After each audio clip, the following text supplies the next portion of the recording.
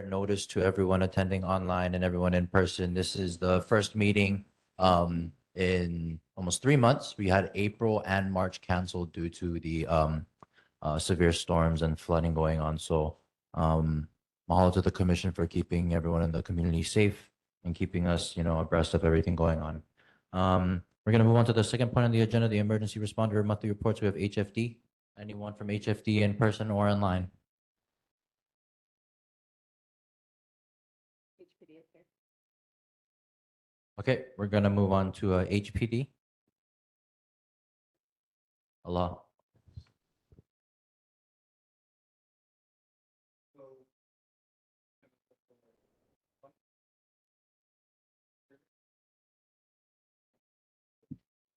Hello, I'm Lieutenant Villaflor. I'm one of 3 lieutenants that run this area.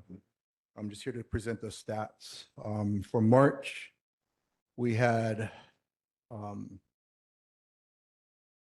no thefts, no motor vehicle thefts, 3 burglaries, 2 thefts, no unauthorized entry into a motor vehicle that's breaking into cars, and no robberies. And then the previous month was 2 motor vehicle thefts, 2 burglaries, 5 thefts, 1 UEMV, and no robberies. So, any questions on that? Mahalo. Member Dan. Uncle Dan. Can you help us with the motorcycles? We have a problem on Huiman with. Thank you. Uncle Dan, could you use the mic, please? We have a serious problem with motorbikes. In other words, they're coming down the Kahalu'u highway, which is where they race, and then they make a left turn into a Huimanu place, and they're doing about 45, but they're going into our residential neighborhood where there are children and old people like me, and they make so much noise. And I realize it's not illegal to do that, but they're really a problem, and somebody is going to get killed. They go up the hill on a Huimanu road, and they continue with a noise. And it's often the same person over and over and over again. I don't know why it is, but can you give us an idea of what we should do as citizens to straighten that problem out? Yes. So anytime there's a complaint like that, the immediate response is 911, non-emergency, and it will send an officer there. But the problem with that is by the time we get there, the car has already sped off, right? So when we get there, it's gone, right? So for you, for the public, anytime there's a complaint like that, if you could get us the time, the frequency, the specific area, that way we can have an officer there prior, and it'll be like today, 6 o'clock, whatever you said, Huimanu Kahikili, every day at this time. We can have hypothetically, but you put that, so when the officer comes, we know. The second thing is you can make a complaint with the city. 311, there's a 311 app. And you can actually put that in there, and that goes all up to the city and comes back to us. When you put the, and then you have a follow-up. You can call the city, they'll give you a number to track your complaint, and then you'll have the disposition from us, what we've done. And it'll show that whatever HPD was there on May 7, 8, 9, 10, and those whatever findings we had. Yeah. So I think you have 2. Uncle Dan. Uncle Dan.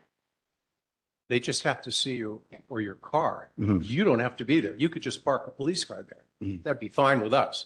Yeah. I mean, if you have no employees, you could just leave an empty vehicle there, and that'd be really good. Yeah, that's a good idea too. Mahalo. But it would be good to grab the guy though. Mahalo nui. Do we have Uncle Ken online?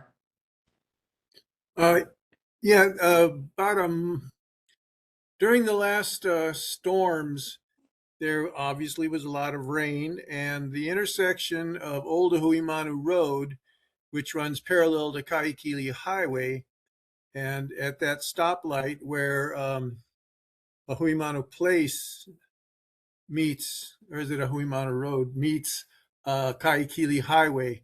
In that intersection on the Makai Kahuku corner, they decide to go with their trucks in mud bog.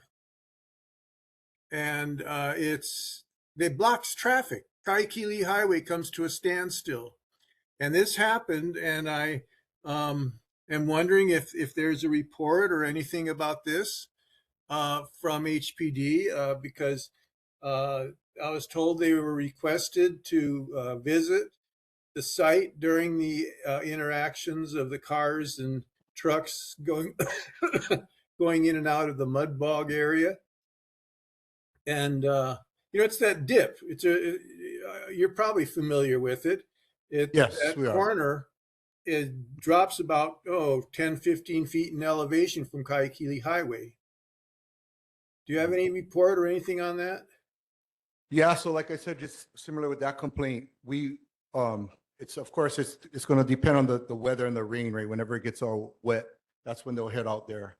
But what we want to do is we want to actually target the vehicles that's illegal too. A lot of those vehicles, the trucks, right, are the ones doing all the mud bogging. So that's what we're trying to do as well. We're trying to cite and get those vehicles off the road, period. Because So all those vehicles are illegal. It was actually ongoing when the call was made to 911 to HPD, a non-emergency, and they were asked to go to the site and evaluate it. And so if they went within the next 10, 15, maybe even a half an hour from the time that call was made, they would have been there and they would have seen, because the road was blocked. Kaikili was blocked. So Yeah, they're there. And then, but if they officers don't were go, citing they vehicles. don't. Nothing happens. No, Okay. the officers did show up and they were citing vehicles and they did Oh. clear them out. Thank you. Oh, okay. Any Thank other you very questions much. for HPD? No problem. Any other questions for HPD in person from members members online? Okay, community members in person, community online. Okay, seeing none, mahalo nui. I have one quick question, officer. I did see the report about there was a house fire on Lulani Street, right? And the report had said that was due to homeless squatting activity. Mhm. Is there any kind of report or follow up on that, or what kind of action was done? You know, we recall which one, which fire? It was on Lulani Place, I believe. Around what time? It was a house fire a couple of days ago. A couple days ago? Yeah, I think maybe like Monday or Sunday. Okay. Yeah. No, I didn't look Okay. into that one. Okay. But you wanted to know if it was squatting involved? Well, the report had said that there was squatting involved. I just wanted to see what the follow up was on the situation and if that was resolved or not. I can look into that. Just email you. Okay. Sorry. Yeah. Dr. Spencer. Yeah. Just that email works. you. Okay. Okay. Mahalo. Sounds good. Yeah. Okay. No further questions. Appreciate it. Okay. Mahalo nui. Moving on to filling of vacancies on the board. We do have a sub-district 6 vacancy. One vacancy. Is anyone here from sub-district 6 that would like to nominate themselves or nominate somebody else? Uncle Dan? There's been a lot of talk about making an at-large seat on the board. And I think it's probably time to think about that, because that particular seat has been vacant for maybe 10 years. So maybe we could. No, I know that was discussed, but we did hear something back from like the neighborhood commission office about at-large seats. I'll forward you what they had said about it. I think that they're taking action on at-large seats on other boards as well. And so, yeah, I'll forward you what they said. I do forget off the top of my head. I apologize. But yeah, no one in person, no one online. Okay, moving on. Moving on to number 4 on the agenda. We have city, state, federal reports. Point A, we have Mayor Blangiardi's office. Is Warren in person? How's it, Warren? Aloha, neighborhood board chair, board members, thank you for having me. It's been a while. Nice to see all of you. So just a few announcements and upcoming events I'd like to share. And from the mayor's office, the city continues to respond to Kahalu'u storm recovery. Recovery website is launched, oneoahu.org. Anson, if you could put that in the link for me, please. And it says the city and county of Honolulu continues to clean up and recovery efforts with community, state, and federal partners following 3 consecutive severe weather systems, including multiple Kona lows that brought significant flooding to all parts of the island. To provide a consistent and reliable source of information, the city has launched a recovery website at oneoahu.org, where residents can find information on reporting home damage, health and safety tips, available assistance, and ways to support impacted communities. Cleanup operations remain ongoing across Oahu, particularly on the North Shore, with dozens of debris removal and hauling resources deployed, including dump trucks, heavy machinery, and dumpsters. Storm debris may be taken to city transfer stations and convenience centers, residential construction debris such as dirt, rock, and concrete. Additionally, the previously planned mayor's town hall meetings have all been indefinitely postponed as the administration and departments focus all efforts on addressing the damage from these Kahalu'u storms and focus on mitigating the impacts of any oncoming storms. And, the mayor's newsletter this month, the newsletter you'll see, Oahu recovers from catastrophic storms, mayor's town halls postponed, mayor delivers 2026 State of the City address. The Honolulu Zoo earns the prestigious Association of Zoos and Aquariums accreditation. City expands housing options in Chinatown. The 2026 Annual Sustainability Report has been released. And Deputy Director Tricia Dang joins the Office of Climate Change, Sustainability, and Resiliency. And you can also, if you want to view it online, Anson, can you please put that in the link as well? Yeah. Okay, so the last time we were all here, there was only one issue that was brought up during the board meeting. And that issue was shelters for war. What are the nearest shelters if a war were to occur? A resident shared that the Kaneohe area was the only city that was attacked in World War I and II. And so the response is from the Department of Emergency Management. And they would like to thank you for the question on where the nearest shelters are in Kahalu'u and Kaneohe. In an event of a war, we'd like to provide some information.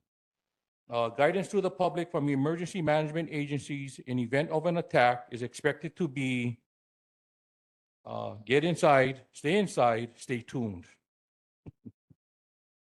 If you are indoors, stay indoors. If you are outdoors, seek immediate shelter in a building. Remain indoors, well away from windows.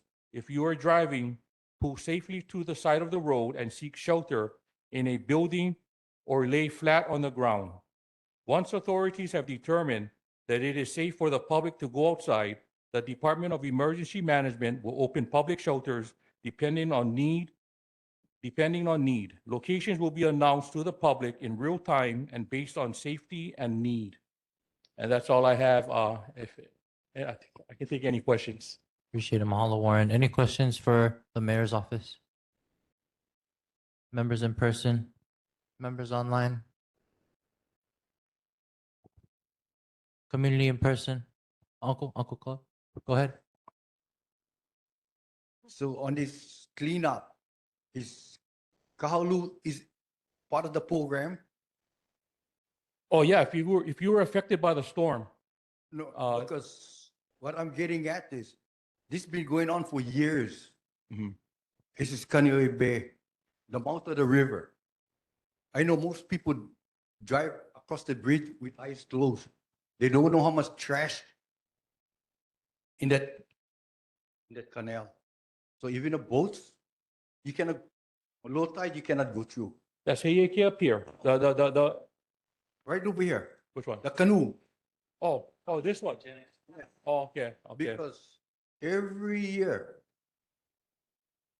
small rain, all the houses from upland come down. The city don't even look at it. Mhm. I don't think they know how to get them out. Because Kaneohe, there's no manpower. There's no manpower in Kaneohe to do the kind. But last week was a minus tide. If you stand on a bridge, there's about 18 bushes. It's outside the mouth of the river. Mhm. So if they had done that every year, pull a bush, it's all how bush tangle up in a reservoir. But that hasn't been done for years. All, Uncle Cliff. Vice Chair? Kahalu'u Warren, real quick. I know you folks probably already got this feedback, but for the event of natural disasters and war-like scenarios, we feel like it would be helpful for the city to activate key community members to help in response situations, like the folks here at Key Project, ourselves, that are in touch with large majorities of the community. So I don't know how we collaborate on that or have discussions on that, but just throwing it out there for mayor's consideration. Oh, yeah, that's good. Yeah, I'm sure, Department of Emergency Management would, go out to communities and get everyone's input. Every community is different, right? So, Kahalu'u, compared to like, Kalihi, it's, one island, but, you got to look at like, the Marine base is pretty nearby, places like Hickam and Pearl Harbor, Port Shafter, Schofield, I'm sure that's the places where, if any attack was to happen, would happen in that areas. But, going back to Kahalu'u Pond, I think the Department of Design and Construction, when I first started with the city, there was discussions to actually dredge the pond. I think the last time they dredged the pond is when they built the district park, which was many years ago, I understand. But, something like this takes a lot, it takes a while. I don't know where they're at. But there's a lot of permits. There's the United States Army United States Army Corps of Engineers. They have to get involved. State Department of Health. You can't just dredge it and move the material. You have to place it somewhere. So it's like where is there a nearby property that we could actually clear and actually spread this material out, because it has to be dewatered. Yeah. So that's. We've discussed But that. we can get more information. We've discussed that in length, but Yeah. as a board in the past, we've collectively decided not to dredge, and potentially asking the city to help reinstitute riparian zones and the Okay. use of mussels and clams to help clean the water. So just All right. a reminder for mayor's office that that's Okay. what we're looking for. I just wanted to say that for the Kona low kind of impact after the first Kona low, the mayor's office sent out at Sniffin to Kahalu'u, to Waikane and Waihole Bridge, and they kind of helped dredge all of those. And we appreciate that, because when we go over that bridge over there, as you know, that's always a concern. And because everyone was focused on Wailua, they did some things, they moved into action very quickly in Waihole and Waikane so that they make sure that didn't happen again for us. Because once that shuts down on one side, the last thing we need is for it to shut down on our end. So we appreciate that they did that quickly, but a regular maintenance schedule would probably be the best thing, because they did that work overnight on both bridges to make sure that that happens. And there's a lot of the debris that had to be moved and dirt that has to be piled up somewhere on the side, just so that we can make sure that when the water flows out of Waihole, that it's coming through to Kaneohe Bay, and not stopping traffic anymore, So we do appreciate that. But in addition to that, I wanted to say Key Project was a huge help with recovery for the community members, and not only for those in Kahalu'u and Kaneohe and Waihole, but even those out in Wailua. They were sending material and personnel and donations and all kind of stuff out there. So it would be nice if we could get a little bit more help and awareness and funding for this particular hub here, for Key Project itself, for its manpower, for the people who work here, because they are a central hub for the community when there is a disaster. And they do a whole lot. They got a lot of funding that came in to help. They do as you know, food distributions, all those sort of things. And there was an uptick with that right after the storm, just because so many people need help. So I just want to say how important this location is for the people on this side. And again, once those roads are closed, this is where they're looking to for help. Yeah. So Understood. Just I can add, right? So during the two Kona lows, immediately after, the State Department of Transportation Director Ed Sniffen and I, we put our, we put our resources together, and, Ed talked about, clearing out Waihole Bridge, so he kind of spearheaded that. We did assist some, and, we will be discussing further how, not just maintenance, but, across the island, trying to work with the communities and find contractors, like we did out at Waialua, after that storm, to get help from the private sector, some of these contractors, possibly hire them, and we put our resources in along with the state. So that's a discussion that we're still, part of, and yeah. Mike. Yeah. Healy. Yes. Mike. No, exactly. And that's what we want to do in all the districts is find, contractors that's readily available in the community, that can actually deploy, heavy equipment, big trucks, and, help people get out, if there's a flood, help people get away, get out of their homes and whatnot. Yeah. So I think we've learned a lot in the Kona storms, especially Kona 2 storm. So I think, hopefully we can be better prepared for the island community. Yeah. Vice Chair. So I think that's what we're talking about as far as community response and activating community, because we know several contractors just in the Kahalu'u area. There's one in the room right here, and I'm married to him, so I can get him down there quickly, but I can't do that for liability reasons if the city's not going to let me do it. So that's where we talk about the collaboration. Okay. Mahalo. Yeah, Member Reston, go ahead.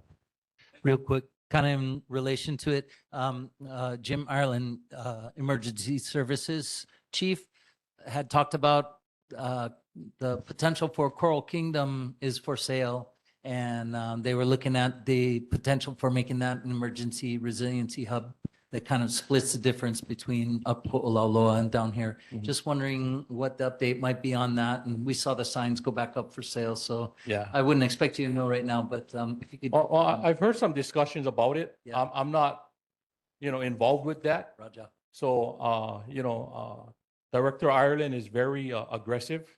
So we'll just have to wait and see. Hopefully we can get something next month. Cool. Yeah. I do believe in Yeah. him and his methods there. Okay. Thanks. Mahalo. Good idea. Uncle John, online. Yeah, can you hear me? Yep, go ahead. So, hello, Warren. Nice to be back at a neighborhood board meeting, albeit virtually. But couple of three things that I want to follow up on what Ian just mentioned about Coral Kingdom, and really encourage that what was being looked at potentially for that area was a site for an ambulance, and Director Ireland's rationale behind that was to put an ambulance where it can respond more north than getting drawn towards Kaneohe, which is an issue for it. So that would help us down the coast, and maybe as far as Waiahole, but going on out the coast. So that was one thing. I want to also mention what Jesse was talking about, and what Pili was talking about. With the clearing that happened at Waiahole Bridge during the Kona Low, some guys stepped up and jumped into the fray with their machines and got small kind scoldings from DOT. But what I really want to highlight is that Ed Sniffen, in conversations with Ed Sniffen during that time, he turned right around and contracted those guys so that because he knew they had machines. And so I think that's the way to do it, because no matter what, we want people to be able to jump in and help, but they need to do it under contract so that the state covers itself in terms of liability. There are concerns. Waiahole still has, a middle stanchion that holds up that bridge. The bridge is slated for replacement. So that's the thing that we really, really want to pay attention to, is that, in the conversation with DOT, the community out here has convinced DOT that instead of a multi-step process, they're basically going to slightly realign the highway Makai, build a new bridge. When they're powered that, they'll take out the old bridge, and that bridge will be across the whole of Waiahole Stream. So good opportunities there. The other thing I want to bring up, Warren, to you, because because it's a county highway at the time, and I would prefer that it become a state highway again, which it once was, is Kamehameha Highway from Hygienic going to Haiku. For lots of reasons, it really should be under the state because it's heavily used. But on the corner of the far end, the Kaneohe end, by the Kaneohe end of Lulani Street, in the vicinity of where Melody Aduha lives, there is a boat on a trailer with no wheels right on the edge of the road. Is an absolute hazard. It came from up here in Waiahole and ended up over there. And every time I drive by that, I mean to call you. So I'm calling you now. If you could Yeah. please take a look at that. I don't have the address. Pili Aloha, maybe you Address have is that. 47315 Kamehameha Perfect. Highway. Right on. Thank you. I, Thank I you. I actually know where that's at. I actually drive, Yeah. Don't buy Yeah. the boat. It's a hazard. Yeah. It's for sale. Don't buy it. But it's really in a dangerous spot, and vehicles that are not, I don't know, insured, licensed, on something that has wheels that are next to the highway like that are a real danger to the public. So yeah, mahalo. Yeah.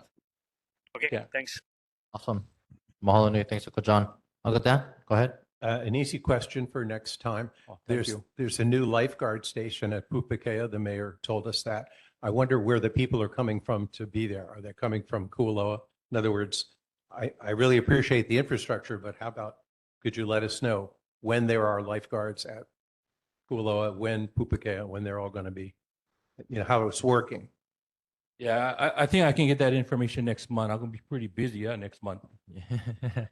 Thank you, bud. Appreciate it. Any other questions from members in person, online? I could help. Kualoa Beach Park, the regional park there has lifeguards from Memorial Day to Labor Day in between during the summer months. Otherwise, it's only Saturday and Sunday, but every day during the summer from this weekend coming up, a few weeks there. So Kualoa is the end of the North Shore Lifeguard District that goes all the way up past Pupukea. So, that includes Waimea and all that. And so they've appropriately staffed up there as well. Really stoked for that Sharks Cove, really important tower to have over there. So Warren, if you Amen. could email us the info and like a schedule so that we could put a flyer out just for community or for Ian. Do you have the dates, like the flyer of like a schedule, or could you get that to Jesse? I can do that. Yeah, Memorial Cool. Day to Labor Day. Okay. All right. Thank you. Okay. Any community members in person? Any community online? Okay, appreciate it. Thank you, Warren. All right, Thanks thank for you. being here. Cool, Mahalo thanks, nui. bud. Before we move on, just a reminder, everybody, please feel free to eat, grab a food whenever you guys like. Please don't, feel embarrassed. Just stand up and help yourself. Okay, moving on to agenda item number B. We have Councilmember Esther Kia Aina's office. Is Kim online? Yes, Kim good here in evening, person? Chair. Hi, Kim. How's it?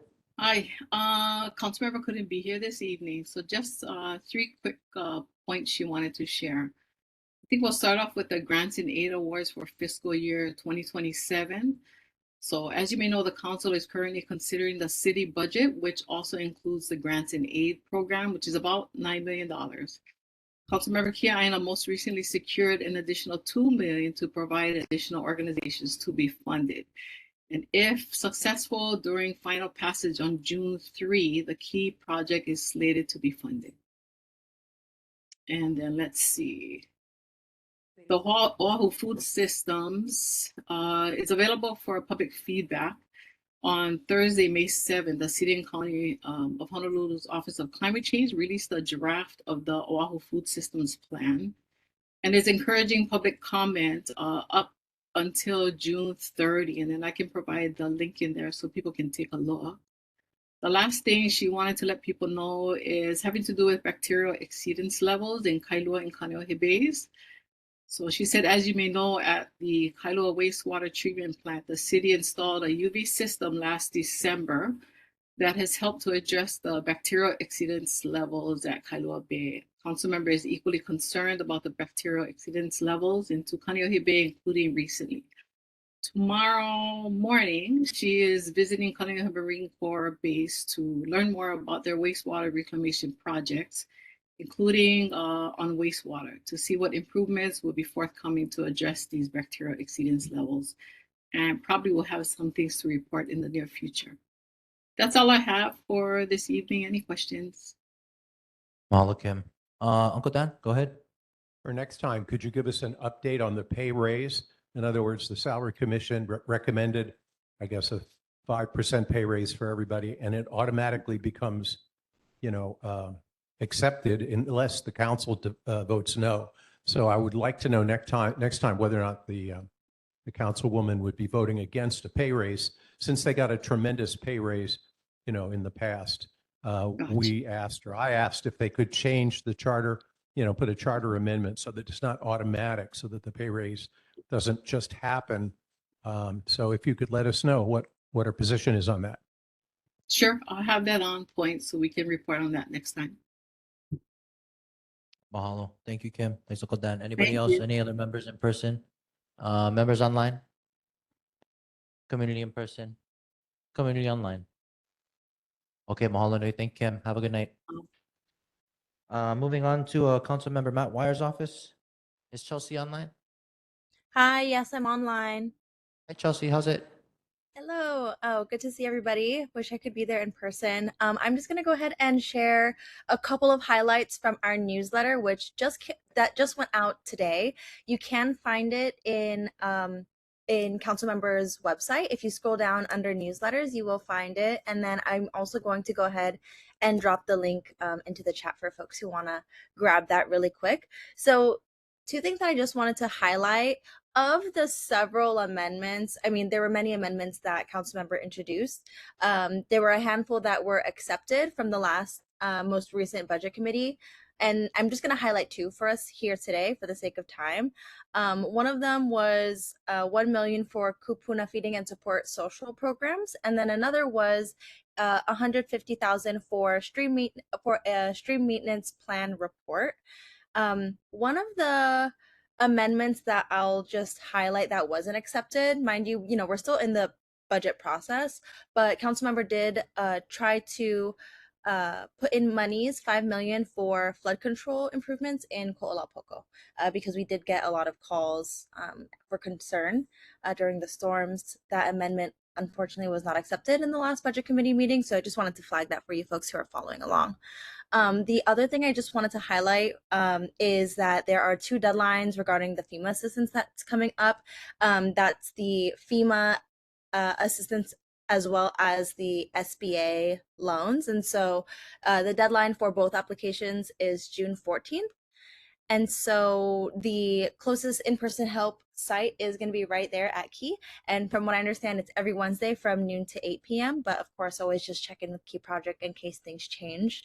One of the things I'll just say, we're finding and we're hearing from coordinators from FEMA that a lot of folks are choosing not to submit applications, whether that might be because maybe they don't feel deserving, or maybe the process is too humbug for just minor repairs. But coordinators are just asking us to encourage everyone to apply. A little bit of help goes a long way, and that's just what I wanted to leave with you all. So I'm happy to take questions back. Thank you. Thank you, Chelsea. Any questions from members in person? Yep. Sure. Hi, Chelsea. Thank you so much. I'm just want to follow up on some correspondence from Uncle Rick Towell regarding the Kahalu'u Bridge and the city taking over that bridge because it's currently a privately owned bridge, and we're continuously running into issues there. He forwarded me some correspondence he sent you folks March 31st, and he's looking for replies.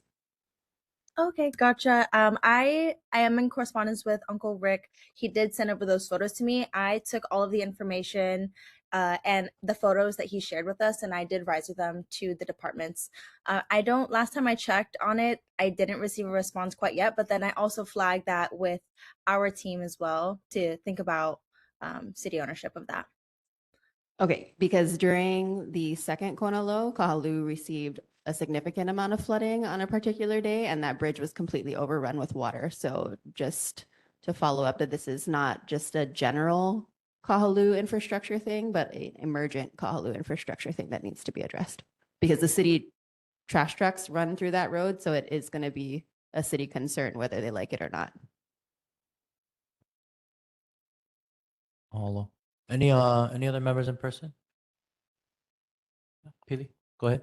I just want to say thank you to Councilmember for, I sent an email in asking that they go ahead and replace the porta potties at the regional park, Kahalu'u Regional Park on the Makai side for the canoe club. We had a race the first and second week of May, and a lot of folks in and out of that park, and we didn't have any porta potties. They were knocked over and out of use and then chained up so that they couldn't be used or stood up straight. And then I wrote an email to you folks and you addressed it quickly so that we could get that repaired and replaced as soon as possible. And I just want to say thank you. We also sent an email asking if you folks would get us some help bringing in some of the coral and dirt or sand to kind of fill the potholes in that area, just because we were having a whole bunch of trailers with canoes and heavy equipment moving in and out. And it's an undeveloped park there, of course, but the canoe club does a whole lot to take care of it. So I just want to say thank you again for making that happen over the weekend, bringing the sand in last minute and making that happen for the community. The race went well and the community really appreciates it. So thank you so much. Mahalo, Pili. Any other questions from members in person? Members online? We got Uncle Ken. Yes, thank you. About Kahalu'u Bridge, that is the beginning of Ahilama Road. And as it goes Kahuku direction, it then meets the bridge that's over Waihe'e Stream. From Waihe'e Stream on, that's city and county road. Okay, so it's actually a short distance, about a third of a mile between those two bridges. And it just is logical that as an initial effort on our roads owned by dead people to get an ownership so work can actually be done on it, the Kahalu'u Bridge to Waihe'e, that section would be a great starting point for city ownership, and it wouldn't tax the city too much, because that bridge, like they said, the trash trucks go over it, and when you have an accident at hygienic store, the roundabout area, anything like that where traffic is stopped, all the traffic gets redirected over that one lane bridge. It's been falling down for 40 years. So anyway, thank you very much for, and thank the councilman for paying attention to this issue. Mahalo. Thanks, Uncle Ken. Uncle John? Yeah, just to add to what Ken's saying, and Ken, correct me if I'm wrong, but I believe there's a Board of Water Supply line that goes across the stream there, right? Yes, Under the confirmed. bridge. Yeah, so an additional city interest that really needs to be addressed, and if that bridge collapses, lots of people may be without water. So I just wanted to add that. Thanks. If I might add to that, it's a 5-inch main, and it needs, the Board of Water Supply has a plan to replace that, but they can't do anything until the bridge is replaced. So that their left hand and the right hand are trying to do the job, but they're waiting for the one to get done weightlifting and do something so that the other can follow. Thank you. Mahalo. Thanks, Uncle Ken. Any other feedback, questions from members online? Members in person, community in person, community online? Okay, moving on. Thank you very much, Chelsea. Okay, we're gonna move on to Board of Water Supply. We have Barry Usagawa. Is Barry online? Parker, can I just add something real quick to Chelsea? Oh, Sorry. hey, Uncle John. Yeah, sure. Go ahead. Yeah. Chelsea, can you give us a quick update on the corner of Waihe'e and Kamehameha Highway, Kahuku side, Mauka side of Kamehameha Highway, where we have raised concerns about illegal filling in the wetland?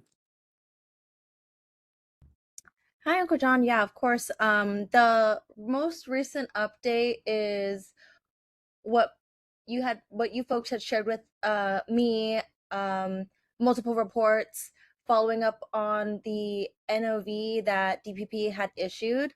Sorry, this is just based off of recall. DPP does have an assigned investigator for it, and they are monitoring those parcels because there's, I think, two on that corner that we're concerned about. And they are issuing additional NOVs from the last update that I recall. So I apologize. I don't have it in front of me right now, but I think that is my last understanding. Okay, yeah, if you could pay a real close attention to it, because a lot of that work that happens there is on a weekend. They bring in material, they spread it out. It's a federally designated wetland, and it should not have that activity. So yeah, thanks. Okay, Yeah. mahalo. It helps when board members and community members share when there's activity that goes on, even if it feels repetitive. It's helpful for us.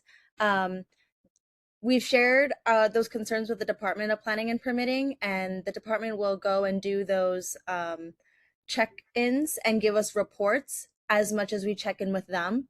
And so it just allows us to continue the dialogue to see how much we can escalate some of these notices. So I appreciate What's really behind that, and you know, it's one thing to be slapping people on the hand for doing things they shouldn't be doing. It's another to be looking ahead at what really needs to happen at that intersection. The intersection of Waihe'e and Kamehameha Highway oftentimes is the block for traffic that slows everything down. And we've advocated for a long time. We need a meeting between DTS on the city side and DOT on the state side, the transportation divisions, to come together and we talk through what can happen in that intersection. So whatever happens on that corner is really critical. Unless we have that proactive conversation, we're just constantly in reactive mode, and that's no fun. Mahalo, Uncle John. Appreciate it. Any other questions from members online? Anybody else for Council Member Wire's office? Okay. Okay, we're all good, Chelsea. Thank you. Appreciate it. Thanks, Uncle John. Okay, moving on to Board of Water Supply. We got Barry Usagawa. Barry online. Yeah, hi everybody. Hi, Chair. Hello, Barry.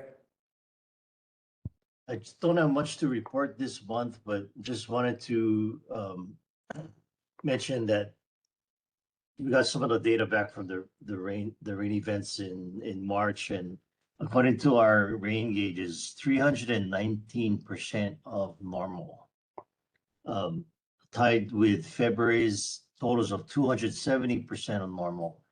Those 2 months were the highest I've seen in like 40 years. Like I've never seen anything over 300%. And there was, you know, of course, you know about the flooding and stuff. We're still waiting for the National Weather Service's forecast for the latter part of this year. We've heard reports that, you know, there's a strong El Nino being predicted, but we haven't seen that in any forecasts. It should be coming out in the summer. I also wanted to confirm as well that the Board of Water Supply is joining Councilmember Kiana with tomorrow on the tour of the Kaneohe Marine Base. Their invitation. They're going to go over their plans for reclamation on the base. They're still using potable water for all irrigation on the base, and you know, but they have requested funds for a study to put in an R1 recycled water facility and expand the reuse on base. So looking forward to that meeting with Colonel Bevan, who is also moving on shortly, but he has been very helpful in advocating for reuse on the base. And of course, if the base uses less water, potable water, then the Kolapoko water sources also benefit from that through that conservation. Yeah. So anyway, that's my report, and available for any questions. Thank you. Mahalo, Barry. Any questions? Yeah, Vice Chair. Thanks, Barry. Will a representative of DOH be attending this meeting with you and council member tomorrow, since they're essentially going to be the ones issuing the R1 status? No, it's just Board of Water, our manager and our Ernie Lau and our Chief Information Officer Kathleen Painui. But we coordinate with the Department of Health as well, so we will keep them apprised. Okay, thanks so much.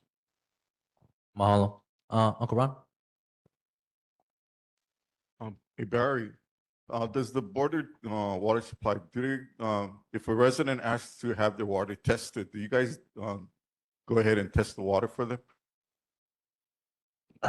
In certain cases, we do. We have a lab that can test for this straightforward like microbiological.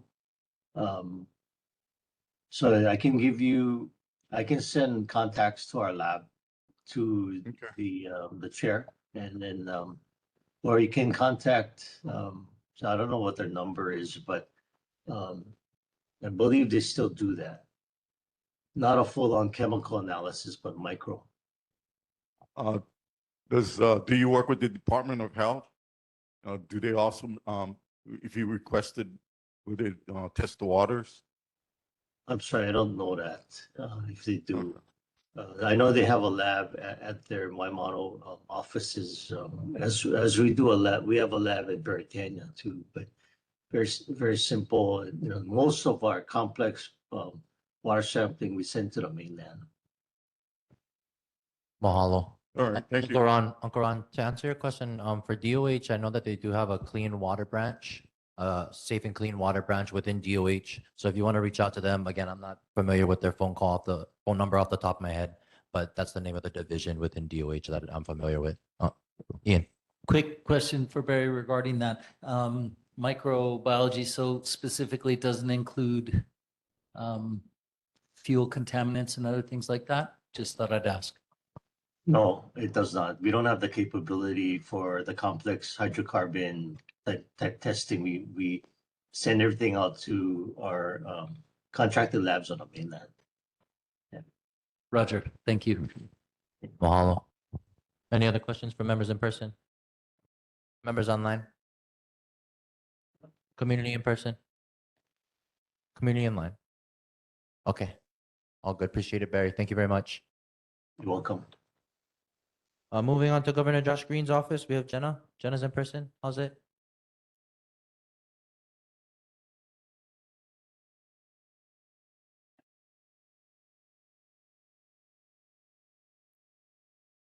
Okay, hey everyone. It's really good to see you all after a few months not seeing you all, and a lot has happened, of course. So I have a good amount to cover. I'll try to make it pretty brief, but make sure I cover the essentials. So I passed out the governor's newsletter for the month of May, which really focuses on severe weather response and recovery. So starting out with DCCA, the Department of Commerce and Consumer Affairs.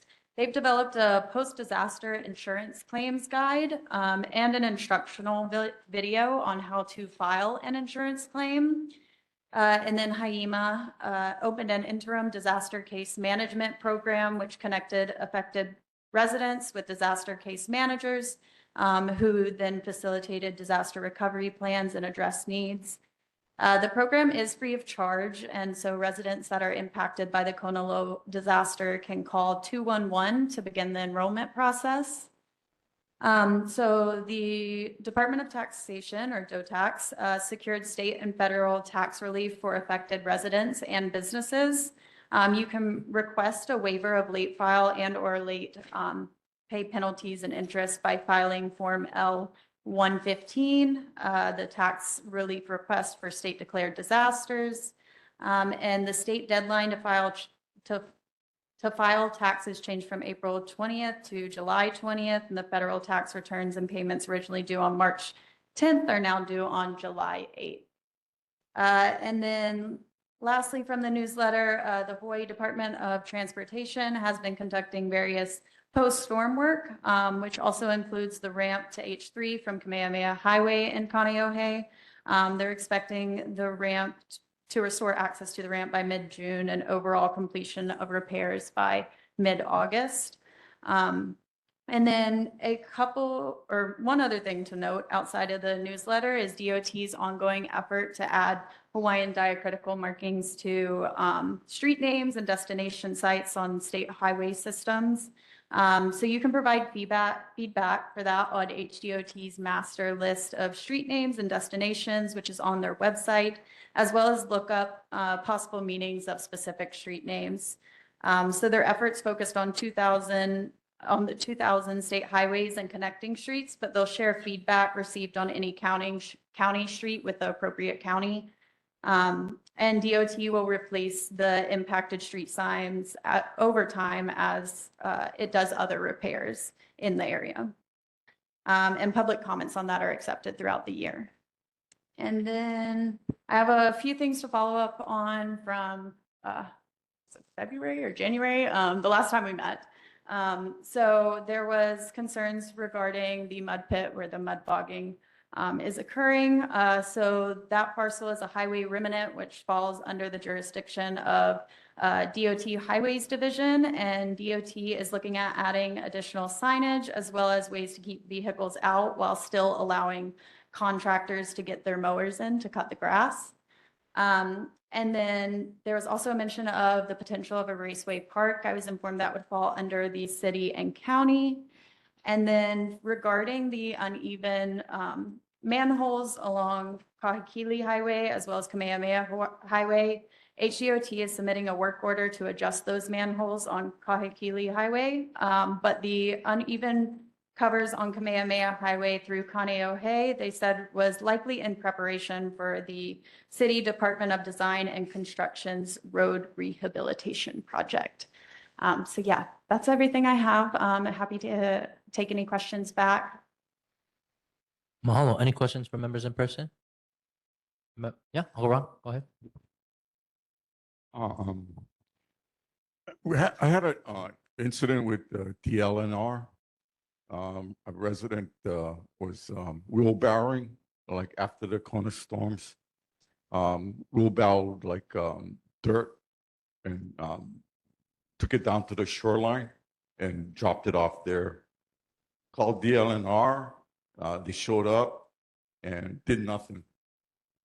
Did not even talk to the resident that did that, nor did it give a citation. The police department was called, and he said, "Well, DNR should have, given a citation or having removed the dirt." But all that dirt, from the Kona storm, was all dumped on the shoreline, and I don't think that was really Pono. Is there someone that we can call, if we're not getting the right actions, that's going on? Call to report instances like this. I can check on who the appropriate person would Okay. be to call for sure. Yeah. Thank you. Yeah, Vice Chair. Kalamai, so this incident was reported to me as well, and when city and state officials failed to take action, I suggested to the resident that they go to the news, but for fear of retaliation, they did not. So this is something that city and state needs to get together, whoever it may be. It needs to be followed up on. Thank you. Malone. Anybody else? Sorry, just a quick question. Where was the wheelbarrowing happening? The dropping? Okay.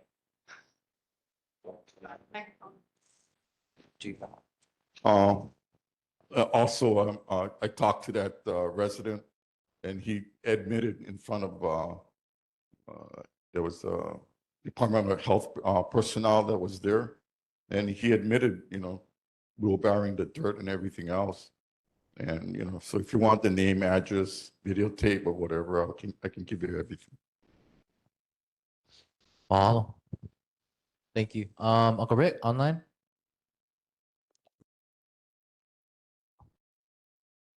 Uncle Rick, sorry, unmute. Unmute. I There got we it. go. Got it. Thank you so much for following up with the leveling of the manholes. I had mentioned too that there was a long period of time where the lights were not operating in the Wilson Tunnel, and DOT maintains that tunnel. And I suggested to Ed that they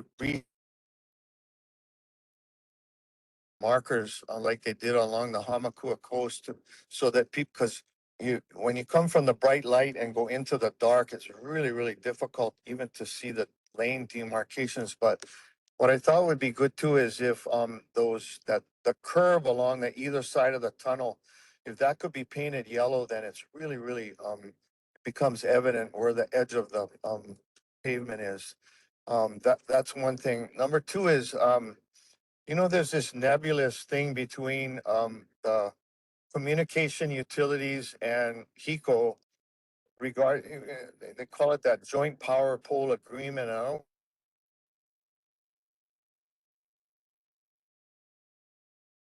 the maintenance folks go out and cut the trees. I'm sitting in the Kahalu'u Regional Park with their legs up on the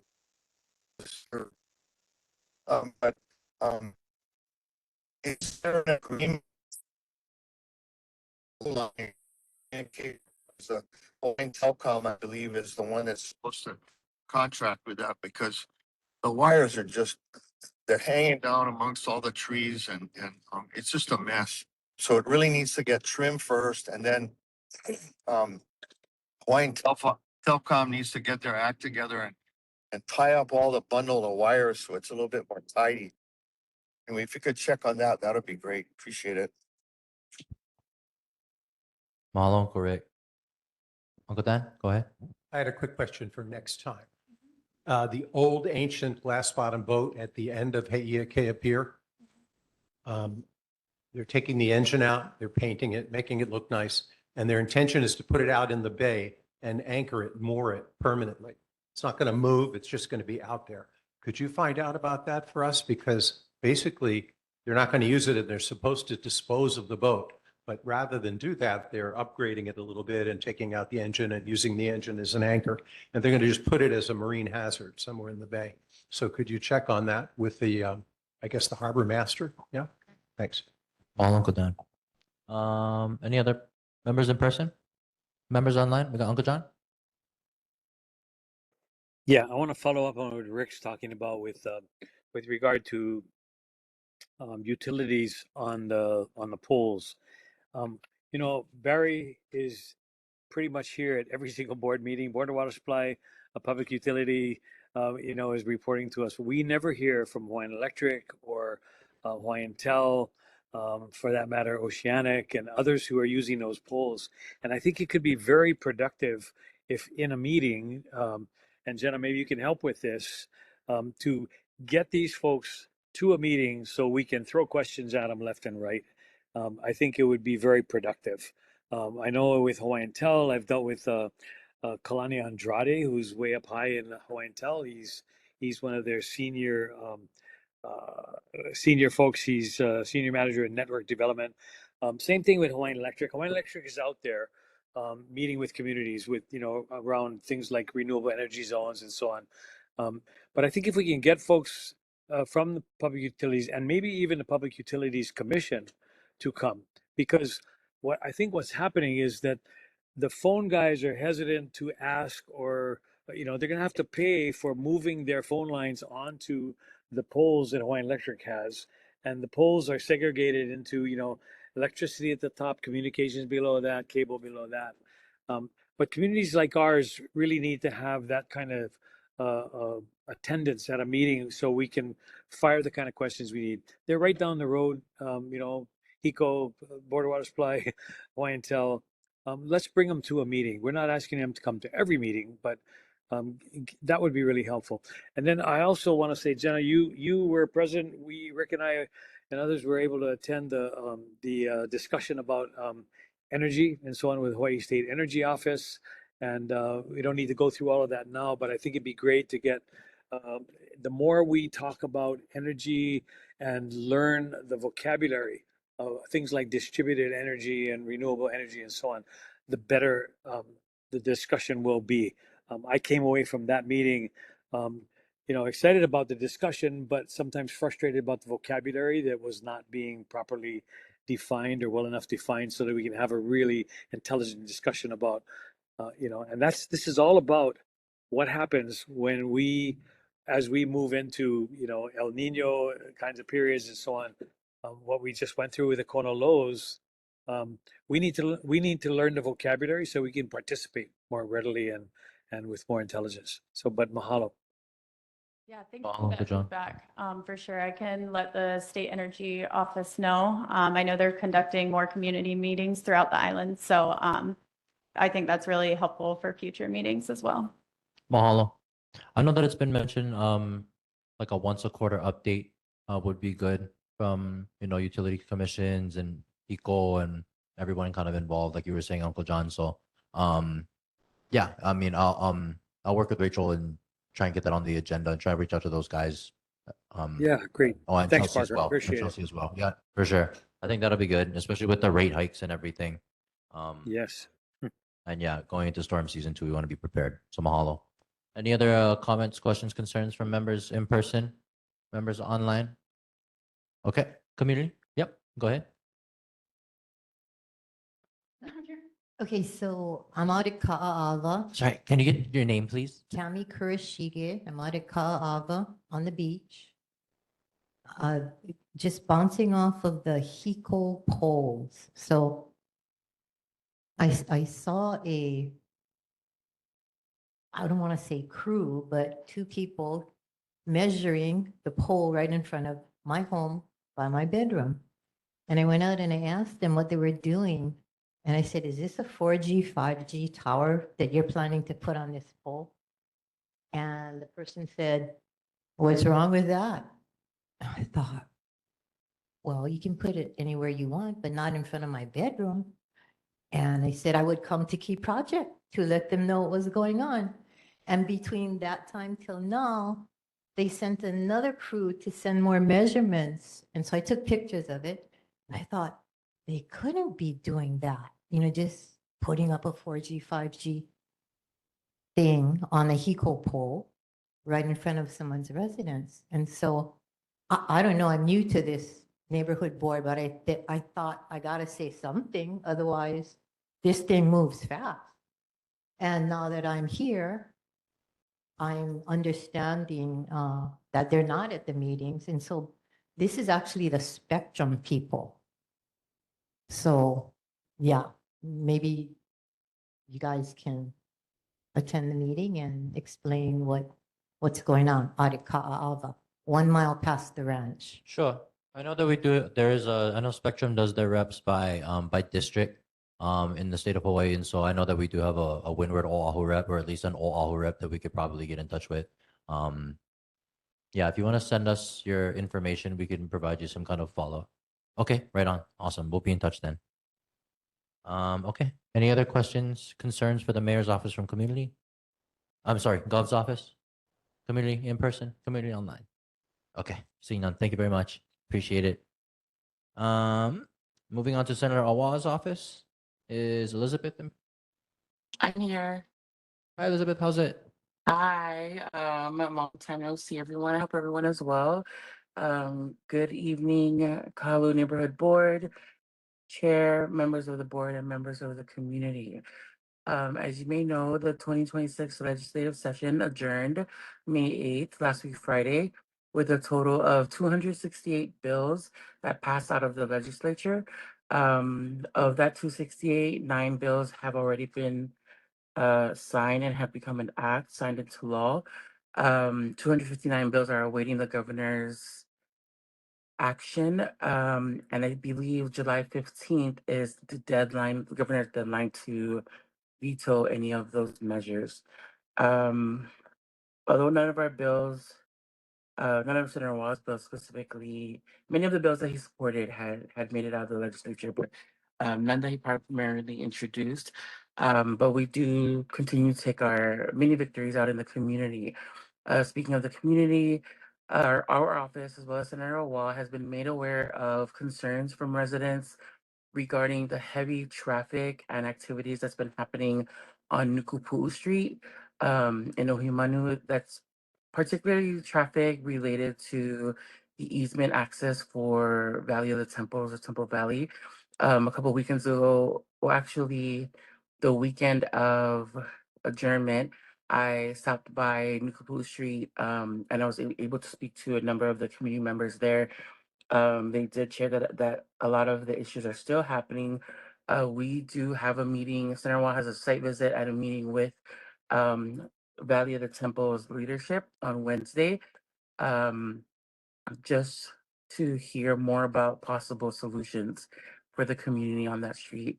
On a positive note, many of you may have seen Senator Watt out at the Kahalu'u Food Tree Project. He's been trimming a lot of the trees. Have been in order to maintain the trees, he's been trimming it, and through those trimming efforts, he's been able to do a lot of air layering, which I think over the past week he did 63 new tree air layering, which will soon be given to a lot of the schools and community members as he stops by to a lot of their May Days and graduations for them to plant and grow. We're also excited to share on another positive note that our Kahalu'u Food Tree Project has produced its first mountain apples on our mountain apple trees, but we do ask the community to please do not pick them, as we'd like to allow them to fully grow before we continue to share them with the community. It's a quick update, and if anyone has any questions, I'd happily take it back with me to Senator Wall. Mahalo, Elizabeth. Anyone, any questions? Yeah, Ian, go ahead. Quick question. I guess this should have gone to governor's rep, but is one of those bills that got signed into law SB 2471? I'm just wondering, the one that neutralizes, doesn't allow corporate donations to politicians? Yes. Senate Bill 2471 was passed. That was one of the bills that there was a floor amendment on the final day. We heard a lot of issues and concerns from the community because there was specifically an area in the bill where it allowed the attorney general to pretty much gave the attorney general pretty much a kill switch for the bill. It'd be up to the attorney general, which the community was not happy about. So they made there was a floor amendment to take that part out and amend the bill. So Senate Bill 2471 was passed as a cleaner version of the bill without that part. Strengthen it? Oh, Yeah. beautiful. Thank you so much. Congratulations, all of you that had everything to do with that. Thank you for passing that bill. First state in our nation. Amen. Mahalo. I know we're still waiting on the enactment on that though. Yeah, Elizabeth, Yes. on Gov's signature. Yes. Okay. What's the deadline if you don't sign them? July Okay. 15th. Okay. Mahalo. Any other questions, community? I'm sorry, members in person? Members online? Yeah, Uncle, check up on. Give him a mic if can. Uncle Ed, thank you. Yeah, I'd like to personally commend Senator Ava for taking a personal interest in this. I've seen him working out there on the plants, and I think he's just a good example for all of our politicians to take a personal interest in the projects that they have in their community. Thank you, Senator. Mahalo. Mahalo. Community in person? Anybody else? Community online? Okay, seeing none. Appreciate you, Elizabeth. Thank you very much. Moving on to Rep. Kitagawa's office. Hi, Is Rep. I'm Kita- here. Hi, aloha. How are you, Hi.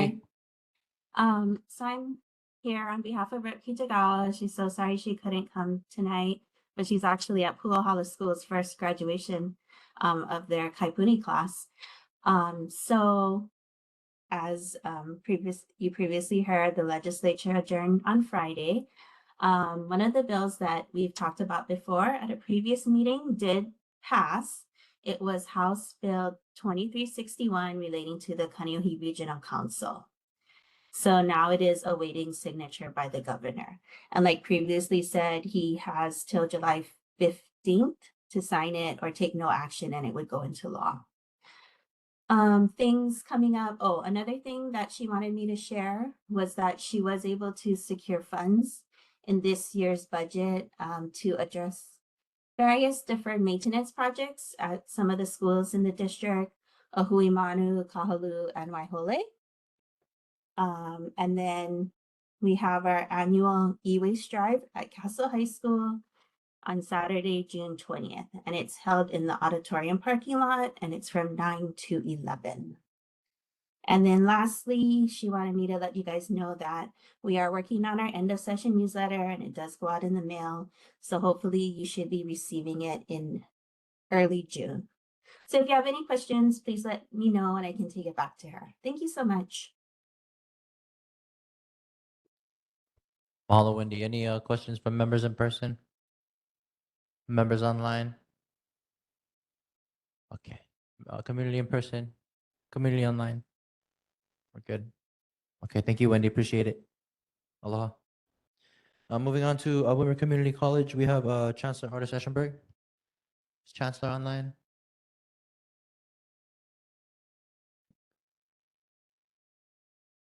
Nobody? I don't think so. We see. Okay. We're going to move past Women Community College and move on to Kaneohe Bay Regional Council. Keone, is Keone online to give a report on that? I don't see anything. Uncle Art's there. It's okay. We can come back. Okay, we'll skip Kaneohe Bay Regional Council, move on to U.S. Congress Representative Joe Takuda's office. Is Emily on? Emily? Yeah. Aloha, Hi, Emily. Chair and members of the board. Okay, so Congresswoman Takuda, following the Kona low storms, visited neighborhoods in her district from Wailua to Laie to Maili and then Molokai to see the widespread damage and also talk to farmers, small business owners, and longtime residents about recovery efforts. She also met with the U.S. Farm Service Agency and visited the Small Business Administration's Disaster Loan Outreach Center to discuss what disaster assistance they are offering. And she encourages everyone to consider applying for assistance. We can provide contact information if you need it. And then I'll also put in the chat later a full list of federal disaster assistance programs that are on the Congresswoman's website. Also, if you've already applied for federal assistance and you haven't heard back yet, or if you run into any issues, you can contact our office at 808-746-6220 or visit our website, and our staff can try to help you through the issues. And then last month, Congresswoman Takuda hosted town halls in Lahaina and Lanai. Her Molokai town hall got turned into a Zoom event after the flights were canceled due to bad weather. In Washington, D.C., the Congresswoman voted for the Emergency Conservation Program Improvement Act, which increases upfront USDA disaster assistance to help farmers and producers rebuild faster after disasters like the recent Kona low storms. The bill now awaits Senate action after passing the House. Congresswoman also introduced the Farmland for Farmers Act to limit future ownership and leasing of agriculture lands by corporate investors. The bill would keep agriculture lands in the hands of local communities and independent producers. And then additionally, the 5-year farm bill has passed the House by a vote of 224 to 200. And the Congresswoman had testified in front of the House Rules Committee in support of her amendment to the Farm Bill to improve agriculture and nutrition measures for Hawaii's farmers and families. I'm happy to answer any questions. Thank you, Emily. Any questions for Rep. Takuda's office? Members in person? Members online? Community in person? Community online? Okay. Thank you, Emily. Appreciate it. We're gonna move on to Kaneohe Marine Corps Base. Is that different rep? How's it, brother? Hello, I'm First Lieutenant O'Hara. I work with Christy. She's on leave, Big Island with family, so I'm here covering down for her. 2 updates before I get to what I think the meat and potatoes of what you guys are gonna ask me. So we have RIMPAC coming up, and that's gonna be throughout June till August, the end of June to the beginning of August. And then change of command for the base CO is coming up. So Colonel Bevan will be stepping down from that position, and Colonel DeTrinis will be coming in. So over the next few months, we're going to go through the process of running him up to speed and getting out here to meet all the great people in the community, and he's looking forward to it. So those are my two updates. Any questions you guys have, I'm here. Vice Chair. Thank you, First Lieutenant.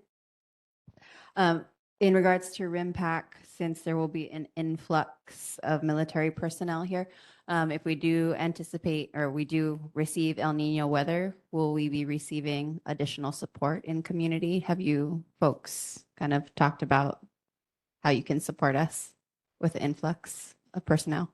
As far as that specific concern, I'm not aware of a conversation. If I were to just speak off the top of my head, the different international partners that are going to be coming to be a part of this exercise. I wouldn't, I'm not sure what legal ability they have, or even just the physical assets that they have that are being brought to that table. I think it is something I can definitely bring up to see what potential conversations could be had. We'd appreciate that. Thank you. Mahalo.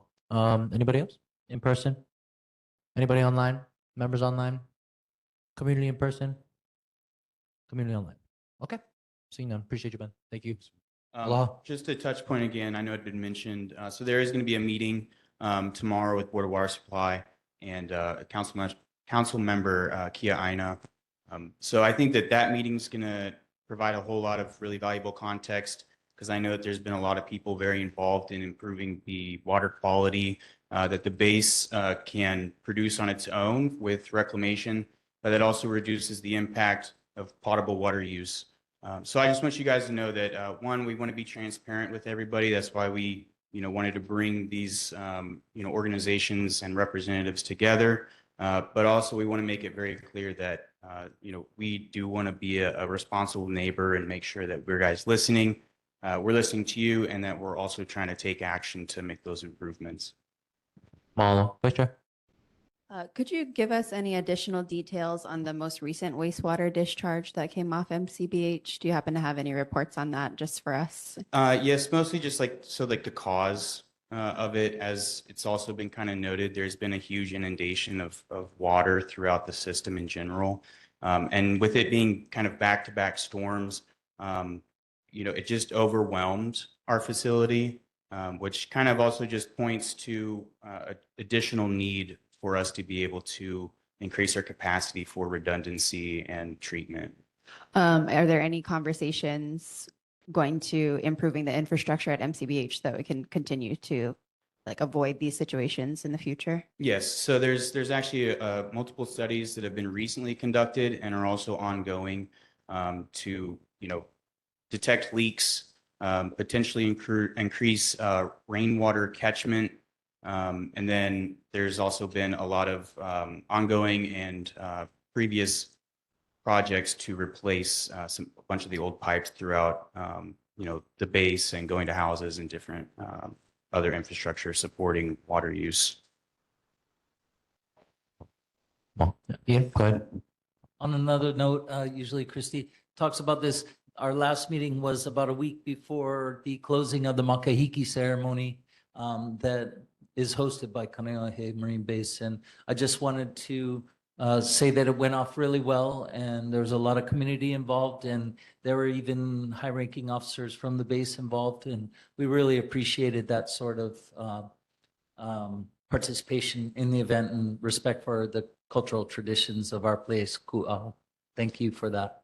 Yeah, of course. Our commanding general, just for context, you know what he's talking about. So our commanding general happened to be visiting during that period, and Christy kind of, when she met him, was just like, "Hey, you should come out here and see what's up." I don't believe it was originally on his itinerary, so he was more than happy to get out there and, shake hands and be a part of the ceremony. He actually stood as a kia'i for Pyramid Rock for Ku'au with the rest of us, and we appreciate that. Thank you. Well, Uncle Dan. Thank you for coming. It's good to have somebody from the Marines here. More than happy to. Appreciate you. Anyone else in person? Online? Okay. Thank you very much, brother. Have a good night. Thank you. Moving on to community topics. We have White Home Affordable Wastewater Systems. Dr. Natasha Keshinen. Hi. How's it, you guys? Good to see you. Hi, everybody. So my name is Natasha Kashishian, and I am a project manager with Y Home. This is James Roberts. He's one of the founders. And Y Home is a local product development company that has, over the last 5 years, developed a series of above-ground wastewater technologies to address the inaffordability of cesspool upgrade options, essentially currently on the market. And so we've come out here today. We both live on the North Shore. I am a really active ocean user and kind of big water enthusiast. And I'll let James touch a little on who he is. But essentially, we have finished product development and we are moving into deployment in communities. And we just want to get in front of people like you guys. So thank you for opening the floor to us. But we want to know, like, if conversions are really an issue in your community and how affordability is impacting that and where we might be a solution for you all. So that's where we're going to start. I won't go too much into the product. If you're interested, there are phone numbers on there and we'll talk your ear off. Basically what it is instead of going with a septic tank, which is 1,000-gallon tank, 1,500-gallon tank that goes underground, requires excavation, an excavator, difficult if you have high groundwater tables, bedrock, small property sizes, sloped terrain. We've reduced that volume to a little 2-foot by 4-foot footprint. Instead of settling, we use a auger screen, which basically screens out solids, and then we dehydrate them as opposed to collecting them in a tank. There's a lot more we could talk about in terms of, we did third-party testing last year with UH. We're currently going through the IAPMO certification process. We just passed our performance and facility testing yesterday. So that listing will be coming down the line. And then we're working with the Department of Health for permitting options. Anyway, so yeah, in the meantime, we're just trying to get in front of the community and talk to homeowners, talk to anyone who's having an issue with upgrading. Natasha does a bunch of site visits and will be in the neighborhood over the next couple of months. So if it sounds like it's applicable, we're happy to hear more about your situation. Mahalo, Uncle Dan. What is the cost for the homeowner for this?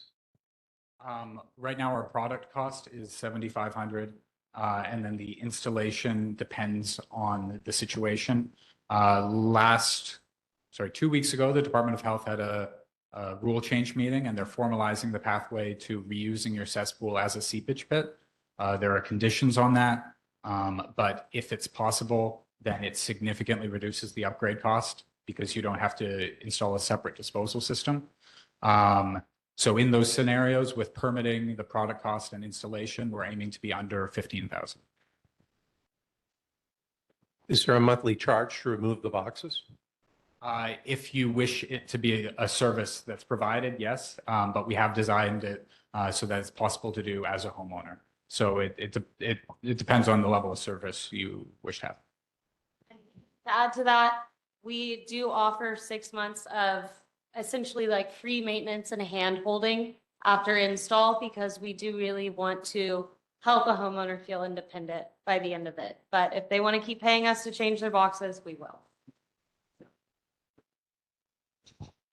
Ian? So that's really exciting. Thank you so much. And there's so many people in our community who need that kind of thing at a more efficient cost. Will the funding that's related to changing out cesspools be something that's available for this product as well? Like, can we do that instead of a septic? Once the Department of Health confirms that it's a viable cesspool upgrade option, then yes, the funding will be technology agnostic. But right now, we're still pending the DOH approval. Okay, and of course, perhaps a big question in our minds is, even as a homeowner, when we remove the solids, what might, does it go in the trash? Can we put it in like flower garden kind of things or how? Sorry. So it is a biosolid and it comes out totally dehydrated. It doesn't smell like what you would typically associate with like a composting toilet and maybe previous sense. But it's not a topsoil amendment. It's not really a mulch. Your toilet paper is dehydrated and it's within it. So if you were like planting a tree or had more of like a larger agricultural parcel, then like it would have a really feasible like reuse property on site. But other than that, you could send it in your green bin just to the city. The only like asterisk to that is if the Department of Health comes back and says, no, you need to throw it in the black bin every time or something. Got it. Let's set up an appointment. There's several people in our street who are interested. Thank you. We would love that. Awesome. Okay. Vice Chair? Okay, so product is ready, waiting for DOH permitting approval. What about city approvals? Do you folks need those? Like what's the process for that? Because we're still talking about. No. Nope. No. Good to go. Okay. So I guess just like quick informational on like, so there's the mandate, Act 125, right? And you have to upgrade your cesspool by 2050 and you have to upgrade it to one of the options listed in the act. So that's a sewer, a septic system or sewer. Sewer is not coming to most communities. And so then there's also a bullet of an approved alternative technology. And that's what we are in the application process for with DOH. How quickly DOH responds and writes the policy for this is like, you know, you guys all know, I don't have to say it, but you can, now that we have our ATMO testing certification, install it under the building department as like a plumbing appliance. So if you have cesspools that are like really backing up or just like an environmental concern, you're coastal and you're like, I know this is like a super polluter, you could install MATA tomorrow. So. With a building permit. Vice Chair? Sorry. And just one more quick nuanced question. So we're calling you folks Why Home? Mai ololo Hawaii Why Home? Not Why Home, Why Home. Okay. It is absolutely a language blended name, which introduces confusion for sure. One more quick question for everyday users. How different is it? Obviously, it's not a toilet flush, but it is? None of the fixtures in the home change. None of the fixtures in the home change? Yeah. So there's a scoop mechanism or something, or it just disappears, or? No, it's using your existing flush toilet, all Oh. of your existing fixtures. It's an alternative to a septic tank would be the best. So it breaks into your existing 3-inch sewer that's going to your cesspool. It separates out the solids, and then the liquids would continue going to your cesspool. So way less pumping. Yeah. So basically, like it separates out your solids and only the liquids would go into your cesspool. Would your cesspool still be considered a cesspool if it only retains water? That would be the conversion to a seepage pit, which is allowed by the Department of Health under certain conditions. Those conditions being, Right. It can't be a failing cesspool. Okay. It has to have some form of structural lining that can be bedrock in certain cases, but it could also be concrete rings or CMU blocks in good condition. And then the third requirement, which I'm going to remember, I believe in myself, is that it passes an injection test. So for the daily loading, so it has to be able to handle if you have 3 bedrooms, 600 gallons of water injected over the course of 24 hours. Right. Because I know that's going to be like majority of like, or not majority, but I know that is a big fraction of the cost on this whole project and mandate is not only the upgrade, but like the essential cleanup and removal of what exists, right? And one thing on those spec sheets and then on our website, our third-party water testing that we did, we've published all of our results. It's kind of nitty gritty if you're not like in the industry, it's not a light read, but across the board, just MATA to a cesspool performs better than an entire septic system on every metric. Right. Yeah. So. Uncle Rick. Is there a way you could set up a system that is functioning and then we could all go and observe it and see how it works? We've got our pilot sites that UH did the third-party testing on up on the North Shore in Pupukea. So feel free to call in and we're happy to set up site visits. Thank you. Vice Chair? This is just a quick reminder for the board that anything that we discuss in our agendas we can all go see in separate measure and cannot discuss on moving forward. Just a reminder. So we can't all go to the site together. No carpooling. Okay, thanks. We can set those all up individually. Mahalo nui. Uncle John online. Yeah, can you talk a little bit about the dehydration part of this, how that works, what's involved? It's a so the system has two chambers, one which is filling with solids, the other one which is in a resting / dehydration position. The dehydration bin has a 300-watt heater and a fan connected to it. So intermittently, like once a week, that fan and dehydrator will turn on for an extended period to bring the temperature inside the bin up above 140 degrees Fahrenheit. Forgive me, I'm Canadian, so I think in Celsius. And that not only dehydrates, but sends it through a thermal sterilization process. And then you're exhausting the waste air, the humid air through a activated carbon filter to remove odors on its way out. Mhm. Is this being used somewhere else in the world? Is it brand new here or being No, used elsewhere? this is special for Hawaii. Okay. So in terms of support, we've received National Science Foundation, NOAA, University of Hawaii, Hawaii Technology Development Corporation, and then the Department of Health really is like trying to bring down the cost for homeowners. So they're working on this hard.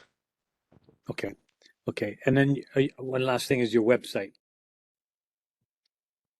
What is your website? Myhome.com. Myhome.com. Okay, thanks.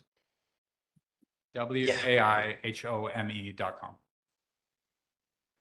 I have a question. I know that right now in the diagram it's showing the model underneath the house. Just for ease of access for those who would want to consider, like, is that amendable? Could you put it basically kind of anywhere where it would be easier? It's more supposed to be beside the house. Okay. Because it should be accessible if any maintenance is required. Okay. In terms of other locations, you would, because it's above ground, the pipe that goes to it and leaves it are both above ground. So you wouldn't want to necessarily move it too far away from the house if it meant there was like a long pipe run that was above Right. it. But Okay. depends on the situation. Okay. That's where the site assessments come in. Yeah. I'll talk you through it. Right. We'll take a gauge out if it's, the right fit or not. We're not looking for the wrong fit. That's not a good look. So. Oh, great. So an additional question would be, the potential for a hurricane to hit is very, very likely going forward. How much power is required to run this auger system? And then if you had to provide, you got to keep the thing going. So how much of a generator would you need to power that thing during a storm? That is a really good question. So we had our pilots were running during the Kona storms, the Kona lows, and they're all designed. So it's a flow assist pump, I guess is the best way to describe it. So the system flows through by gravity. It just operates better when there's power. So it is designed to continue operating during short-term power outages. So that would be kind of anything. These systems ran for 48 hours. Eventually, the screen would fill up with solids and you would have issues. If it's a power outage that lasts longer for 48 hours, then we request that a homeowner kind of reach out and we can come out and inspect it and make sure everything's good to go afterwards. But it is designed to operate for short power outages. And then, sorry, the other part of your question was if you had a generator that ran during that. Its daily operation outside of the dehydrator, which is intermittent, and you could easily switch that off, is minimal. It's primarily the fans, so it would be more like 20 watts would be its kind of operating power usage without the dehydrator, so it's minimal. And 120 volts. Oh, any other questions? Members in person? I have a question. Members online? Yeah, community? Go ahead. Yeah, just talk close.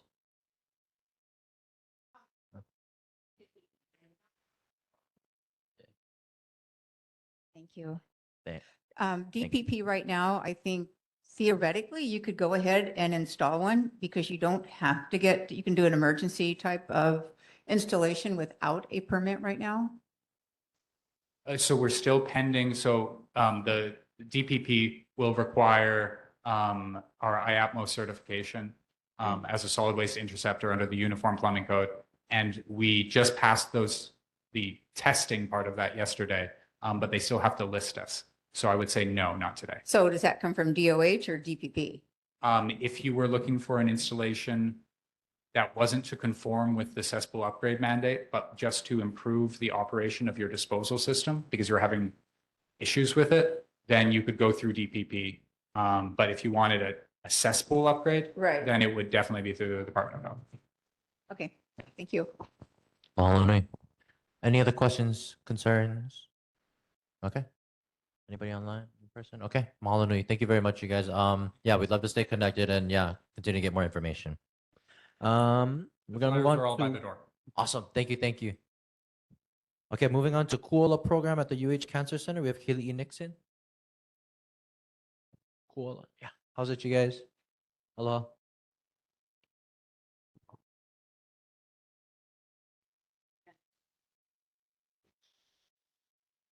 Okay, so aloha chair, aloha members of the board. My name is Kahalu'u Nixon. So we're from Kuola. We're actually from the UH Cancer Center, community health educator. We're gonna just give a brief presentation of who we are and see where we can create some kako'o or some support with the community.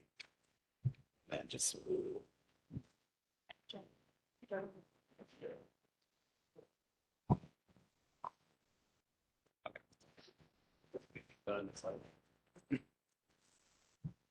Okay, so who we are. So our program, it actually begun under Dr. Kekuni Blaisdell and also Dr. Claire Hughes. It actually started as a program for Native Hawaiian women through a breast cancer study. From that study, we learned from a lot of the wahine that their men were dying and there was nothing for them in terms of like these type of studies. So that's where we kind of began.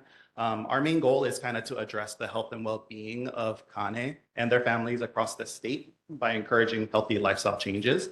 And that we've been around for over 30 years. We started through the Kane Initiative. Then we moved on to Nokiolapona Ona Kane. And then in 2021, that's when we renamed to Kuola. Okay, so these are three of our kind of like 4 pillars. In terms of community support, we do, whenever we come to a place, if there's a venue, we do pay for the venue. We also pay for any of the food. We do offer some screening things in terms of cancer. That's gonna also be talked about a little bit in our 4th pillar. We do offer scholarships for our certified research professional. That's usually offered through Outreach College with UH. And then if there are any community organizations that are interested in meeting with us and then having a bigger discussion, that's where we usually have that halavai, where we go in, we do kind of the same thing. We do an overview of everything, but then we try to pick the brain of the community organizations, like what would best serve their community, because our whole program is based off of it's community driven, that it's not really us who's driving the program. Okay, so this is kind of our bread and butter in terms of what we do, which is the kuka kuka sessions. So it's a little bit of us meeting together with men, and we have it in a halemua style. So it's mainly all men, just giving them the space and also empowering them so that they can take control of their health. During every session, we do have a doctor that's present at all the meetings. So if ever there's any medical questions, anything that comes up, like the doctor's there to answer those questions. The sessions, they can go up to 2 hours. So that's like 2 hours that you can ask a doctor anything, as opposed to like if you go see your PCP, you have them for like maybe 15 minutes, if that. And then we do have 4 health modules, which are on the 4 kind of main cancers that are affecting Hawaii, which is colorectal or na'au. We also have lung, ha, pu'u and po'o, which is our mouth and throat cancer, and also prostate cancer. That's one of our NOR modules. And then we also wanted to add in the cultural component, where we have 4 cultural modules, which are on Aipono, which is healthy eating, Loko'i'a, which you guys have over here in Heia, also on Kaula or Portage, and then we also have Pule. We're always looking to create new modules, but again, because it's community driven, we want the community to be the ones to tell us where they want to learn in terms of like health modules or cultural modules. Okay, so our main ask or our kahea to the community. So we have had meetings here with Key Project. We've come to the Kapuna breakfast. We're actually gonna come to the coffee hour. We're trying to recruit men. It's been very difficult because a lot of times men don't want to sit around and talk about these type of things unless they're kind of drugged by their wahine, or if there's like a health scare, that's usually when they start to address some of the issues that might be affecting them. So in terms of recruitment, we're looking for anybody that is 18 and up. We prefer that they be Native Hawaiian, but we are not going to discriminate in terms of that it can be anybody. Just because you live in Hawaii, you're in touch kind of with Native Hawaiian culture and values. So it shouldn't be something that people can't understand. What we're trying to ask is like if anyone either on the board or online, if they know any formed men's groups, because from what we've noticed is that if it's a formed men's group, they're a little bit more open to sharing because they already know each other, as opposed to it being a bunch of strangers and then you're just meeting that person for the first time and it's a little bit more jarring to try to share. Or if there's any assistance in helping us find any men's groups, or if there's any other ideas that anybody can think of how we can do a better job of recruiting from the community. And then this is our contact information. This is our email, the phone number that you folks could call if you guys are interested in forming a kuka kuka. The QR code that is actually for our website. And then we do have a Facebook that we try to post as much as we can. And then any events that we try to go to, we post about it. But yeah, have time for any questions and we'll be sticking around. Question? Not a question, just a suggestion. Have you folks reached out to the Kayapunis? Yes, so my daughter actually goes to Kayapuni O'anuenue, and I reached out to the Po'okumu for there, and he's trying to tie me in with their kind of like parent government group, the Naleo Kako'o. So we try, I've tried that direction. Kaipuni o Puahala in Kaneohe has Malama Makua, so they have a parent organization set up already, and I know their wahine will drag their kane, so if you want to contact them. And then Kamakau, I'm not sure what they have. My Keiki didn't go there, but also Keiki Okaina, there's a lot of dads that they're not necessarily a formed group, but they're already formed and know each other. Maybe reach out to those guys. Yeah. This is just a suggestion. I think maybe even people who are diagnosed at hospitals as having that kind of cancers that you folks assist with, maybe those hospitals could actually use you folks as a referral or a support group for people who have just been diagnosed. Because I know that when you're diagnosed with something like that, you need people, you need support. And so I think they might be a perfect partnership to actually refer patients that may want to be part of your program to need the support. That might help. Mahalo. Any other comments, questions, concerns? Members in person? Members online? Yeah. So I just kind of connected our Facebook to our Instagram. We haven't posted anything on there yet, but we do have it. Pending NCO approval, whatever you post, if you want to collaborate with the Kahalu'u Neighborhood Board, we'd be happy to help you folks with that. Okay, mahalo. Yeah, Ian, go ahead. Just real quick, perhaps even the community colleges, because we have a lot of different age groups who go to the community colleges, and we have what's called the TRIO program at Windward Community College, and that's very strong community organized. Perhaps you might want to reach out to them. Yeah, thank you. Oh yeah, Artis Eschenberg is our chancellor. I'm sure she'd be very interested. Be happy to share that info. And Thank then you, Holly. I saw on your guys' website that you guys work with like Kapi'olani and Queens. Do you by chance work with the Native Hawaiian Health Department at Queens? If if you do not, I'm happy to connect you folks with them because I think that would be a great resource because they do a lot of like community initiatives. And then we also have remote patient monitoring. So that might be another avenue because they're primarily Native Hawaiians. Yeah. Yeah, I don't know if we probably do have the relationship with the Native Hawaiian department in terms of in Queens. Our main group that we collaborate with is Keolamamo. So we do have that connection, but I know that we do work with Queens. Yeah. Yeah. Happy to connect you with them. And then another kind of just off the top of my head is like maybe a men's Lua group or like hula halaus. So that's also why I was gonna stay around because I know that Parker, you're part of Robert Casimero's halau. I've also tried reaching out to my halau, Ali'i Lima, to try to get their men, and I haven't gotten feedback yet because we're supposed to have practice today, but I didn't go. But after this is done, I'd love to talk to Parker. Possibly we can. Yeah. Yeah, for sure. I was gonna mention the same thing about halal. I know that halal would definitely be open to it. And then also Office of Wine Affairs. I know that we do a lot of stuff too. So I'll reach. Yeah, we can talk after this for sure. Okay. Mahalo nui. Anybody else online? In person? Okay. Mahalo nui. Thank you guys. Appreciate it. Yeah. All right. Mahalo. Yeah. Don't forget to eat, you guys. I know it's about 7:45. Just a time check. Okay, moving on, we have the Oahu Pentathlon annual event. I know that Sarah said that she was going to send someone in her place. Anyone online for the pentathlon? No, Bryce. No, okay. We'll skip over that and we'll defer them to the next agenda. I'm moving on to residents and community concerns. I had Konolo storm cleanup efforts and assistance. This wasn't anything brought up to me, but I just wanted to check up on everybody since this was the first time we've seen everybody since 2-3 months. Is there anything that anyone wanted to bring up that is a critical ongoing effort that still needs to be addressed within our district that anyone is aware of that needs to be talked about? I know we already addressed the bridge and debris about the bridge. Nothing else? We're okay. Okay.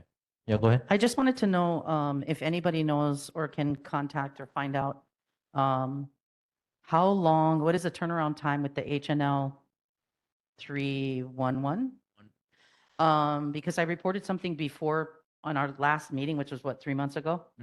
And nothing's been done yet. And I haven't gotten, usually you get like they'll respond to you and let you know what the update is. I haven't gotten anything yet. And I Okay. did report something. So Okay. I think there's other people using it that kind of want to know what the turnaround time is. Mahalo for that. Thank you. Yeah. Chelsea, are you still online? It's okay. It's okay. We can get to her on email. Okay, mahalo nui. One sec. Marie, hi. Is this about the floods, storm cleanup? Yes, it's really a thank you to Key Project for all the work that they did and have been doing throughout the event and the cleanup. So good recognition to our community for the support that they've given to our fellows. So thank you. Mahalo, Marie. Yeah, I know. I know we saw Joe Watt, our very own Joe Watt, all over Hawaii News now with waters. So Yeah. always grateful to Joe. Yes. Uncle Cliff, you like to say something about the floods and the storms?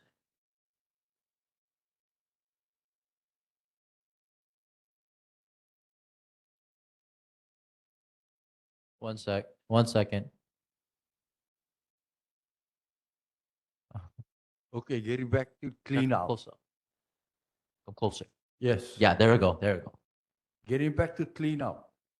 They started cleaning Waihe Road, but I think that's how much money they have. Only one dent. They could have finished it up, go all the way out to the ocean. It was a laughing stock because I sat there and I looked at it. They get all this, the state workers there, the city workers with all the equipment, and you get 20 guys hands in a pocket. All with white hat. And that's all they can do. Show nothing. And Mahalo. with all this cleaning and stuff, if they continue what they do, don't stop it at lunchtime. And they go 10 o'clock and finish at 12. So is everybody. But most of us know how the city operates. Lunchtime come out work already. And we'll check, we can get a schedule and see on how regular work is supposed to be done out there. Because even like our earlier part, I talked about the cleaning of the mouth of the river. You can get on small, if they caught them on time, right after a storm, you could get on boat in there and pull them out with a winch. But that's thinking out of the box. Yeah, I think they know how to think out of the box. yeah, there's definitely entities we want to, keep them responsible for their kuleana. Yeah, so we'll check up. We'll follow up on that for you, Uncle Claire. Okay. If there's nothing else on that, yeah, Ian, you want to say something about the floods? Yep, about the floods and actually about Key Project, about Joe. One thing that you all did was to put sand out by Haula, the property out by Haula. Dumped a huge load of sand and there was efforts, there was a whole volunteer group who was helping to give each individual 25 sandbags. There is still a pile of sand out there and there's some residents, who could still use more sandbags. So just trying to figure out whether it seems like it's on the corner of a private lot in a little wall. I don't want to just jump over and start digging sand. So is it still available? Can we go and take care of that and get rid of some of the extra sand? So, Appreciate it. because Bravo, it really helped me. Yep. Just need bags, yeah. I get bags, Okay. Okay. but yeah. Needs permission.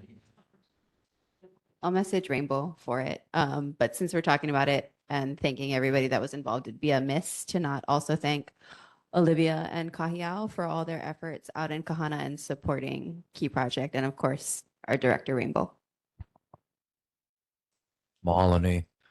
Okay, yeah. Mahalo to everybody for their efforts and their ongoing efforts. We'll keep an eye on that and keep everybody abreast on where we can best put our our energy. Okay, moving on to Keahiakohoi Canoe Club storage container request. This was something that you wanted brought up, yeah? So the representative from the Canoe Club is not here, but the request was given to me to ask if they would be able or given permission to put a 20-foot container at the practice site, which is Kahalu'u District Park, Makai. It's like mentioned earlier, it's an undeveloped park, and the city has said that we are not permitted to bring in a container because it can't belong to a private entity, I guess. It has to belong to the city, which is fine. We would be okay with them having, or the Canoe Club would be fine with them having the container, being responsible for the container, owning the container, so long as the Canoe Club can make use of it. And the reason why they're requesting a storage unit there is because there are a whole bunch of homeless folks in the brush there that use the park. And there's a ton of children who come there from after school to paddle, and they leave all their book bags and laptops and phones and water bottles all out. And so it's a concern if it gets stolen. We also were asked to find a place for them to put their safety equipment, bailers, medical equipment that the kids might need while they're out there. And so they have run into, I guess, resistance so far, and so they're looking for help with that. So Mahalo. Yeah, Vice Chair? Yeah, so since we didn't meet for 2 months, Chair and I both responded in our own personal capacities, not on behalf of the board, but city seems pretty intent on not allowing the container, but I don't know if we want to draft a resolution for the July meeting, just supporting Keahiakohoi, supporting the kids in the community, and if that would change some things, something for you all to sit on. If you do want to, I will draft the resolution and we can bring it forward for June. Sounds good. Mahalo. Uncle John, go ahead. This sounds like something that Laura Thielen herself ought to come and address in front of our board. I would love that if she would attend. Yeah, we'll extend an invite and then hopefully get her attendance. Thank you. Yeah, for sure. Appreciate it. Okay, leave that there. Move on to evictions and proposed party pavilion at Laos Village. This was also something that was brought up quite some time ago. So this is also many months past at this point, and I don't see any of the previous residents, and this was brought to my attention by Member Machado. Louds Village, most of you know where that is. If you don't, it's here at the bottom of Lamaula. It's roughly a 10-home similar village to Wong's Village. It's recently been purchased by P&G Corporation. There's recently been a lot of movement. All of the tenants were asked to leave. And there's been a lot of trucks coming in and out, a lot of dumping. I can't say for sure whether or not there's been construction, but the parcel is a non-conforming parcel zoned X, and it is on a cesspool. So before anything can happen, the cesspool needs to be converted to a septic, and a wastewater variance would need to be approved. I probably should have brought this to the attention of the city folks while they were here. But since nobody came to testify, none of the previous tenants came to testify, I am only speaking to what's been reported to me. If you folks see movement, I suggest you report it to DPP for investigation. So that's all on that note, unless anybody else has anything to add. Anybody else? Parker, Yes, Uncle John. So some of those tenants that had to move out were asked to move out. I met with some of them, talked story with them initially when this first came to light. My big concern overall is what's the master plan for Kahalu'u? There's a lot of agricultural land there, a lot of land there that it's in the floodplain, in the lowlands, used to be lo'i and so on. And I'd hate to see these lands just start getting sold. We'd be facing developments that are really not appropriate for that kind of area. In the Kahalu'u Watershed Work Plan that I've brought up many, many times, started back in 1969, that only extended as far as Waihe'e Road. It did not go beyond to Kahalu'u, and it really needed to. Still an open project. It's something that maybe we want to be talking to Representative Takura about. But so this particular property, like was said, there are about 8 or 10 homes that the new owner, Keone Fairbairn, wanted to redevelop. And there's also interest on the part of Kanihunamoku, the canoe club, Bani Kahapea folks down in Kahalu'u on the Makai side, interested in doing something like a warehouse where they can put, because Keone used to work, I think he's on their board, on Kanihunamoku's board. And they're talking about a place where they can pull their canoe out, their double halva and do repairs and dry dock and so on. I think what we need to do is we need to invite the new owners to come. I think we need to invite Bani Kahapea herself and Kanihunamoku to come and invite the residents that were living there to come and talk story. I think we want to present an opportunity for looking at the big picture for Kahalu'u.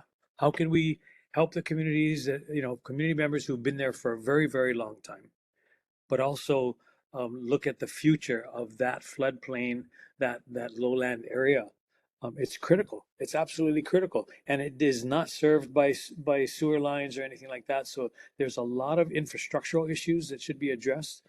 So let's create the best possible forum to give voice to those who have an interest, including the broader community, as well as those who've been there for a long time, and those who now have a new financial interest.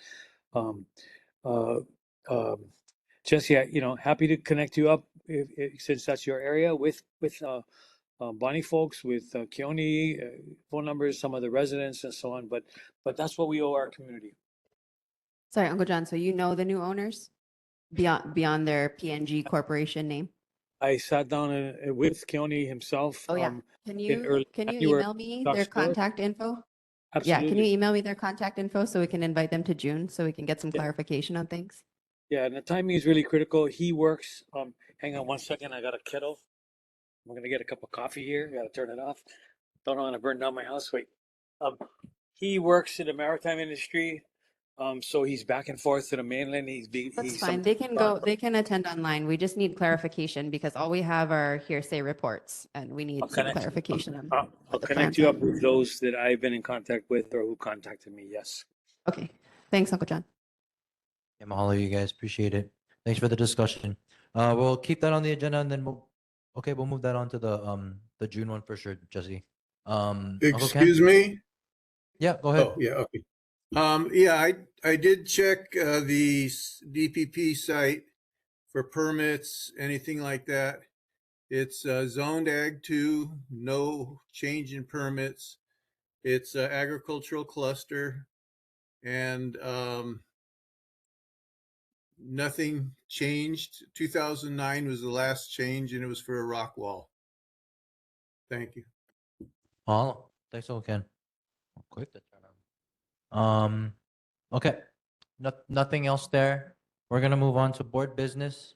Oh yeah, sorry, community concern. Go ahead. Yes.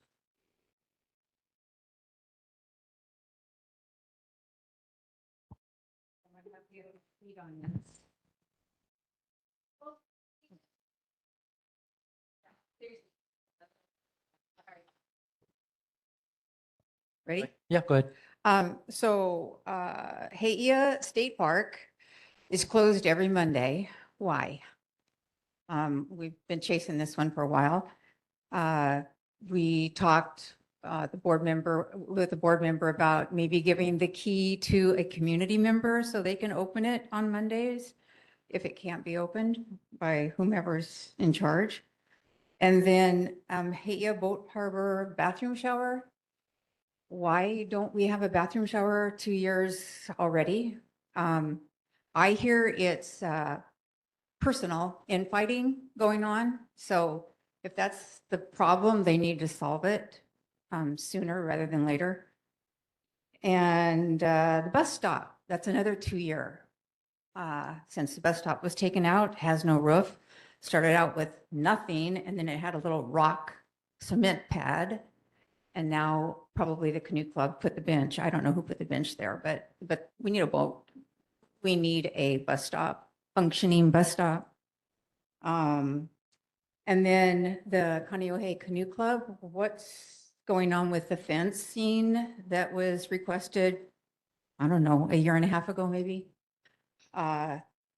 They came to the board meeting and discussed, everybody came from the canoe club. And I think DPP was here or DLNR, which we didn't have a rep this time from either, I don't think. So those are questions all of those questions are for them. So that's it.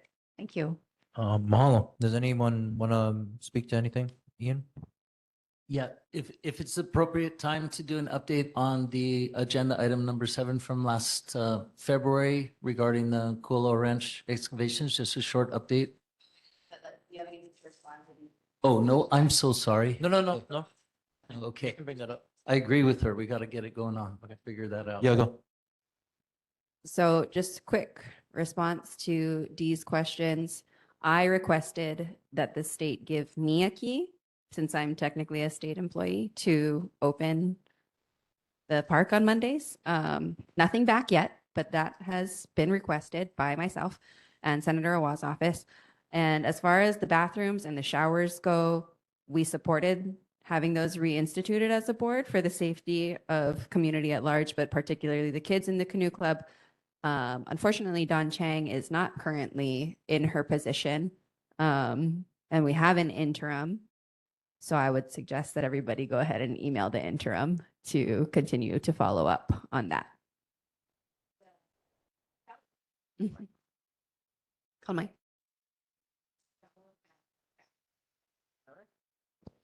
The shower at the bathroom at the pier, that's DLNR, right? That's Yes. before. Yeah. So there's an interim there. There's an interim there. Who is it? I don't know. Ryan, what's last name? Kanako-Ole. So everybody can go ahead and email Harass him. Ryan just a follow up because we've not talked with him since Yeah. Don's sabbatical. So he may not be fully aware of the Okay. situation. So if community wants to go ahead and email him and we can follow up and just send him a copy of our reso and Okay. we could do that. All right, thanks. Yeah. Mahalo nui. Parker. Yeah, Sorry. Uncle John. Why don't we ask Jenna, the governor's rep, to follow up on that? She just left, but we can definitely reach out to her on email to verify, Thank you. because I know that there's different divisions in DLNR that you're gonna want to call, right, for the State Park and harbors and stuff. So we can get you those contacts. Okay. Ian, Kulo, community concern. Yes, thank you. So there, on one side, there is Kamuela Kala'i did send me an email response. Is Kamuela online? Is Auntie Kala'i, are you online at all with us? She did email me a kind of a response to John Morgan's comments and that issue, and I could read that. But first, I wanted to give you the update part where she did reach out to the new SHPD ethnographer, Mr. Gomes. And he got back to her and basically said the parcel TMK 49004-002 or 49005:001. He said, I took a look at your records and it seems that SHPD has no record of current projects on either one of those parcels, referring to archaeological studies or anything like that. He says it is possible that the county is aware of things that we are not, but, and he asked if she had reached out.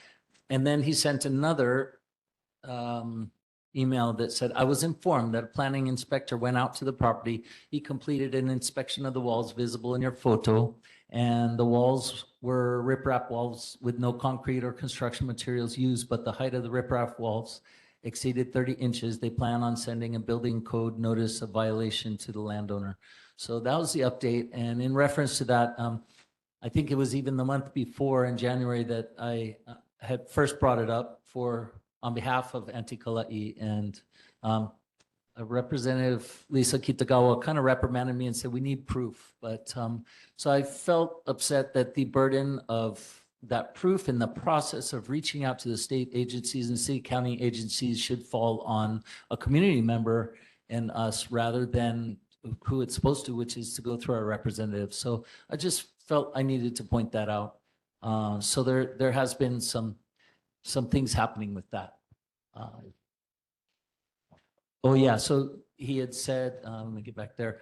From what you mentioned about viewing the site from the public park, it sounds like the parcel may be either 4-9-004:002 or 4-9-005:001. So that was what he was doing the research on and referencing, and that's looking from Kualoa Regional Park towards Kanehoalani. And then there's some minute stuff there. I don't know if you want me to read Auntie Kala'i's statement, if that's appropriate. It will take me just a second to find it here.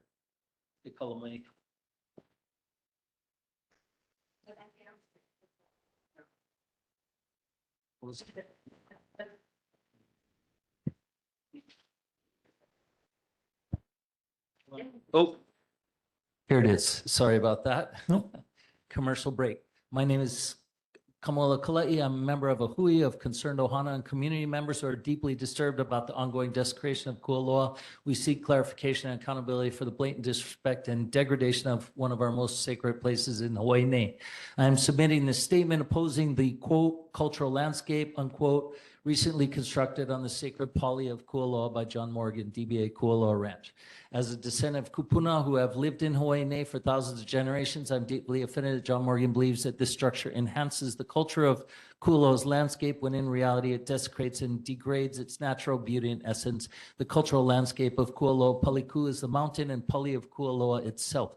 This artificial man-made structure that required heavy machines to cut into and degrade the pali of Kualoa is a desecration of the sacred aina of Kualoa. If John Morgan truly wants to malama this sacred aina, as he consistently states publicly, he could begin by carefully removing invasive species on the mountainside instead of removing the actual aina with heavy machines.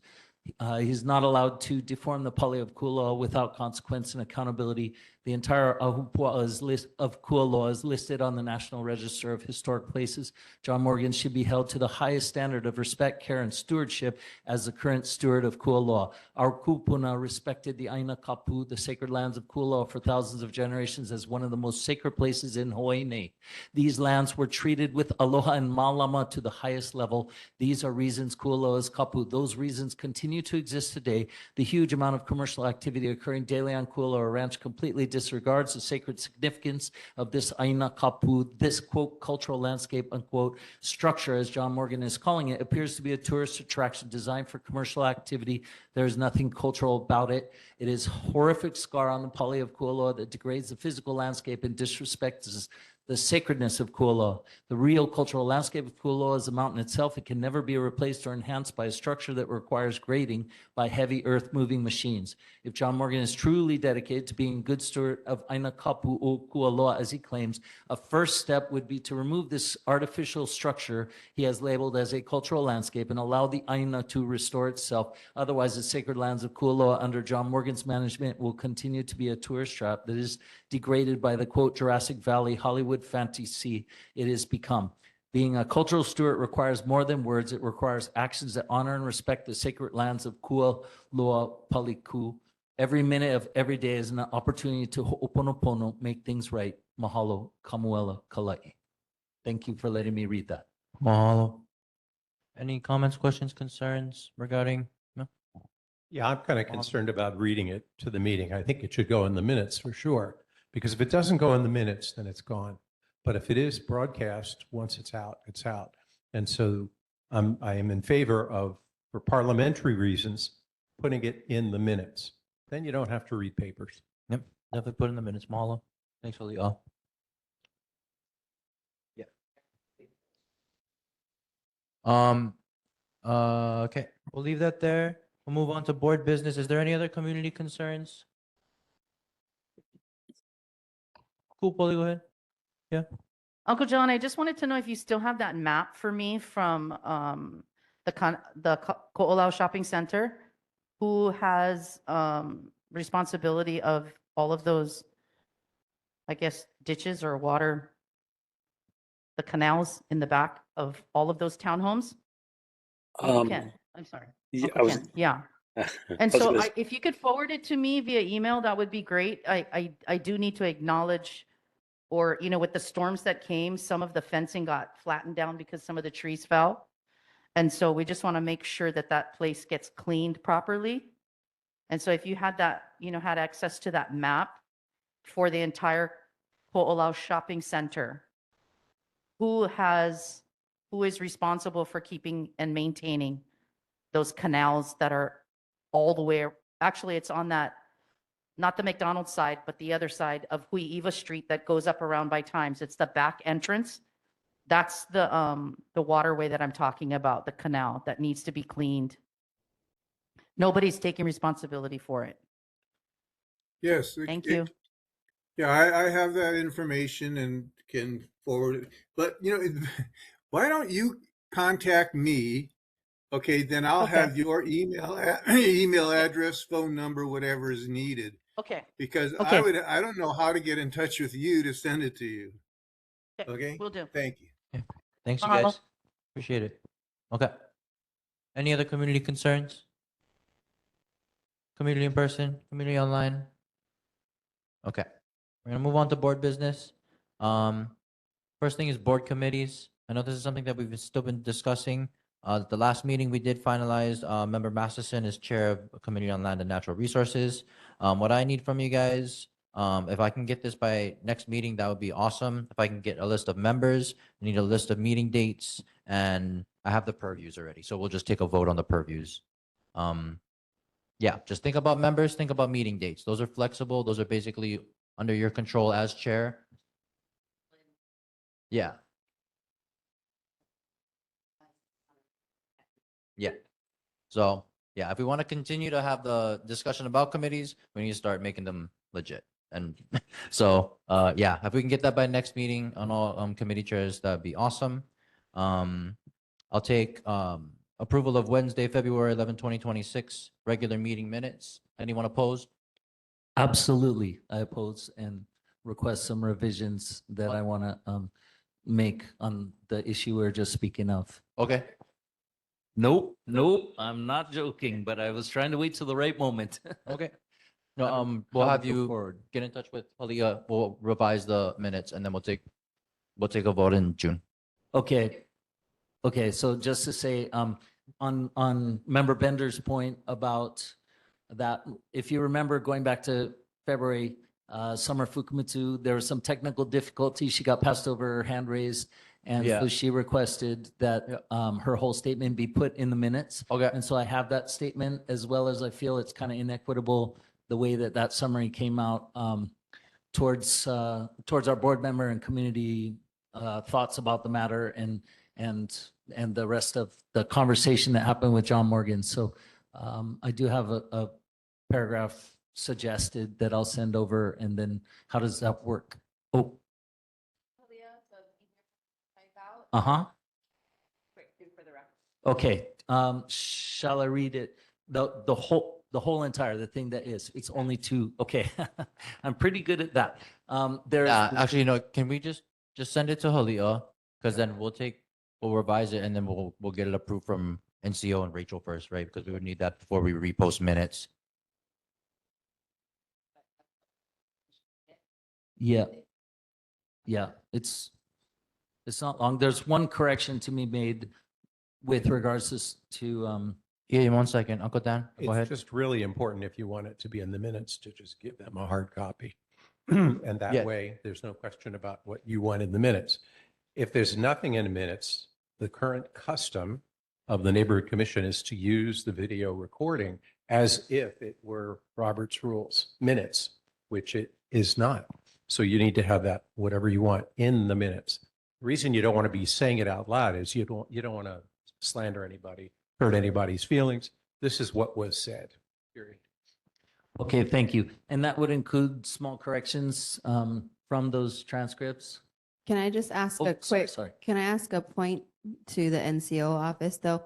Because the statement wasn't read in the meeting because of technical difficulties. Wouldn't it be best to be read so that it's reflected in any type of record here now? I just want to make that clarification so that we're not passing So over. it's not best if it be read because they won't record it. And if they don't record it, it didn't happen, okay? What do you mean? Robert- They this is won't record different. it now? There are two sets of standards. One is Robert's Rules of Order, Mhm. and he prohibits reading of papers because it takes the meeting away and takes forever. Instead, he recommends putting it in the minutes so it's written. So all of the department chairs and all of the heads of all of the committees can just quickly open up our neighborhood board minutes and they could say, this is what was happening. Okay, thanks So for the that's why clarification, Uncle You Dan. have to force them to put it in because they won't otherwise. Okay, thanks, Uncle Dan. Question regarding that. Just, what about the chat? How do we access the chat? That goes away? Sorry. The chat is not an official reflection. The chat's mostly to share information with community members that are online, unless you ask NCO to put something that was specifically in the chat in the minutes. Thank you for clarifying that. Definitely want it in the minutes then. Thank you. Yeah, mahalo. Well, Uncle Ken, go ahead. Yeah, can we look at the spelling of my last name in all the minutes that we have? It's just generic. My last name is not with a low V. It's one word, but it's L-E capital V A-S-S-E-U-R. Okay, to do a low V is an insult to my family name. Okay, because we're not that Levasseur. We're the capital V, no space, Levasseur. Thank you. We'll correct it. Mahalo, Uncle Ken. Sorry about that. Okay. So for our approval of Wednesday minutes, we're not going to approve. We're going to amend. We'll roll those over to take the vote for February 11, 2026 regular meeting minutes in the June meeting. With that, have no further board business. Sub-district reports. Moving on to there. Sub-district 1. Anything to report? Sub-district 1, is that me, right? I think it's So, you and Uncle John, yeah. Not just that the mirror in front of Johnson Road has once again been broke during the Kona storms and is hanging down and very dangerous, especially with the one lane construction that was going on over there. There were even trucks parked on Johnson Road, making it really hard for the residents to access. That appears to be done, but that was an issue out there. Thank you. Mahalo. Sub-District 2. Nothing. Sub-District 3. Just want to say, just want to bring up the boat one more time on the corner. That's a major hazard. And the other thing is, the opposite of the boat, that brush on the roadside is overgrown. So people lean towards the Makai side of it, closer to the boat, to avoid the bushes. If we took care of that, then we wouldn't have to, be so concerned about that turn, especially when it's a blind turn there on that corner. So that one, and then again, next to Ulumau, over there, needs to be maintained once again. So if we could get that on the record. Mahalo. Sub-District 4. Can I add to that? Yeah, Uncle Ken, go ahead. Yeah, if you take a look at where you have a rock wall abutting the road, anywhere all along Kamehameha Highway there, if you take a look, you're going to see where the setback is. And that's the right of way of Kamehameha Highway, where the rock walls go down. Where the dirt comes down and is never cleaned out, that is the right of way that's being blocked by that dirt that comes down from the hillside. So basically, you might want to have the city take a look, or the ownership issue like was raised earlier. That road needs to be 10 feet wider on each side in some locations. And that is the right of way of Kamehameha Highway. Thank you. Sorry, the other thing you just mentioned, the dirt. And so I was just going to bring this up one more time. The landslide that happens right before hygienics, it's been cleared and it hasn't been a problem, but what are we doing to make sure that it doesn't become a problem? Mahalo. Sub-District 4. Can Uncle we Ken, get- anything to report? Okay, well, that's me. Can we get that Kamehameha Highway on the agenda? Because that really is something we need to address. And it is obvious, and it's documented by the construction of the setbacks where there are rock walls. That's a recognition that it is an issue. And so if we can get that. Otherwise, in our district up here, we all survived. How about you, Parker? Did you have anything? No, nothing on my end. Yeah, thank you. Yep, thank you. Sub-District 5. Just the traffic on Hugimanu Place, the motorcycles, the scooters, and, the speed limits and all of those things. Right. And all they have to do is park a police car there and it would all change.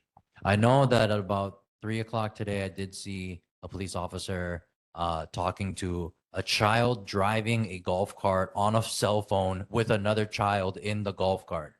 That happens all the time, unfortunately. We've brought it up to HPD in meetings.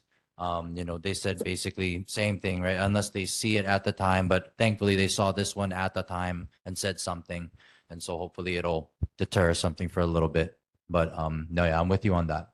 It's kind of getting out of control. Sub-District 6, we have one vacancy, but we do have any report? I do. So after you leave McDonald's and you're going towards Kaneohe, you get the dip, right? The hill. Going as you go up right by the cemetery. Once you pass that, you're going to notice there's a lot of blue rock that's been falling on the side. That needs to be addressed because I don't know, and nobody knows how much more is up there. And that could become a landslide issue. And that road is so busy all the time, somebody's going to get hurt. So I've been seeing this time with the storms, there's bigger boulders this time, much bigger. And somebody's just kind of put them on the side, but you can see them when you drive. The other one that I had was the H&L. I wanted an update on the curbside at the bus stop going up on the back side of Times has not been repaired, and it's literally crushed.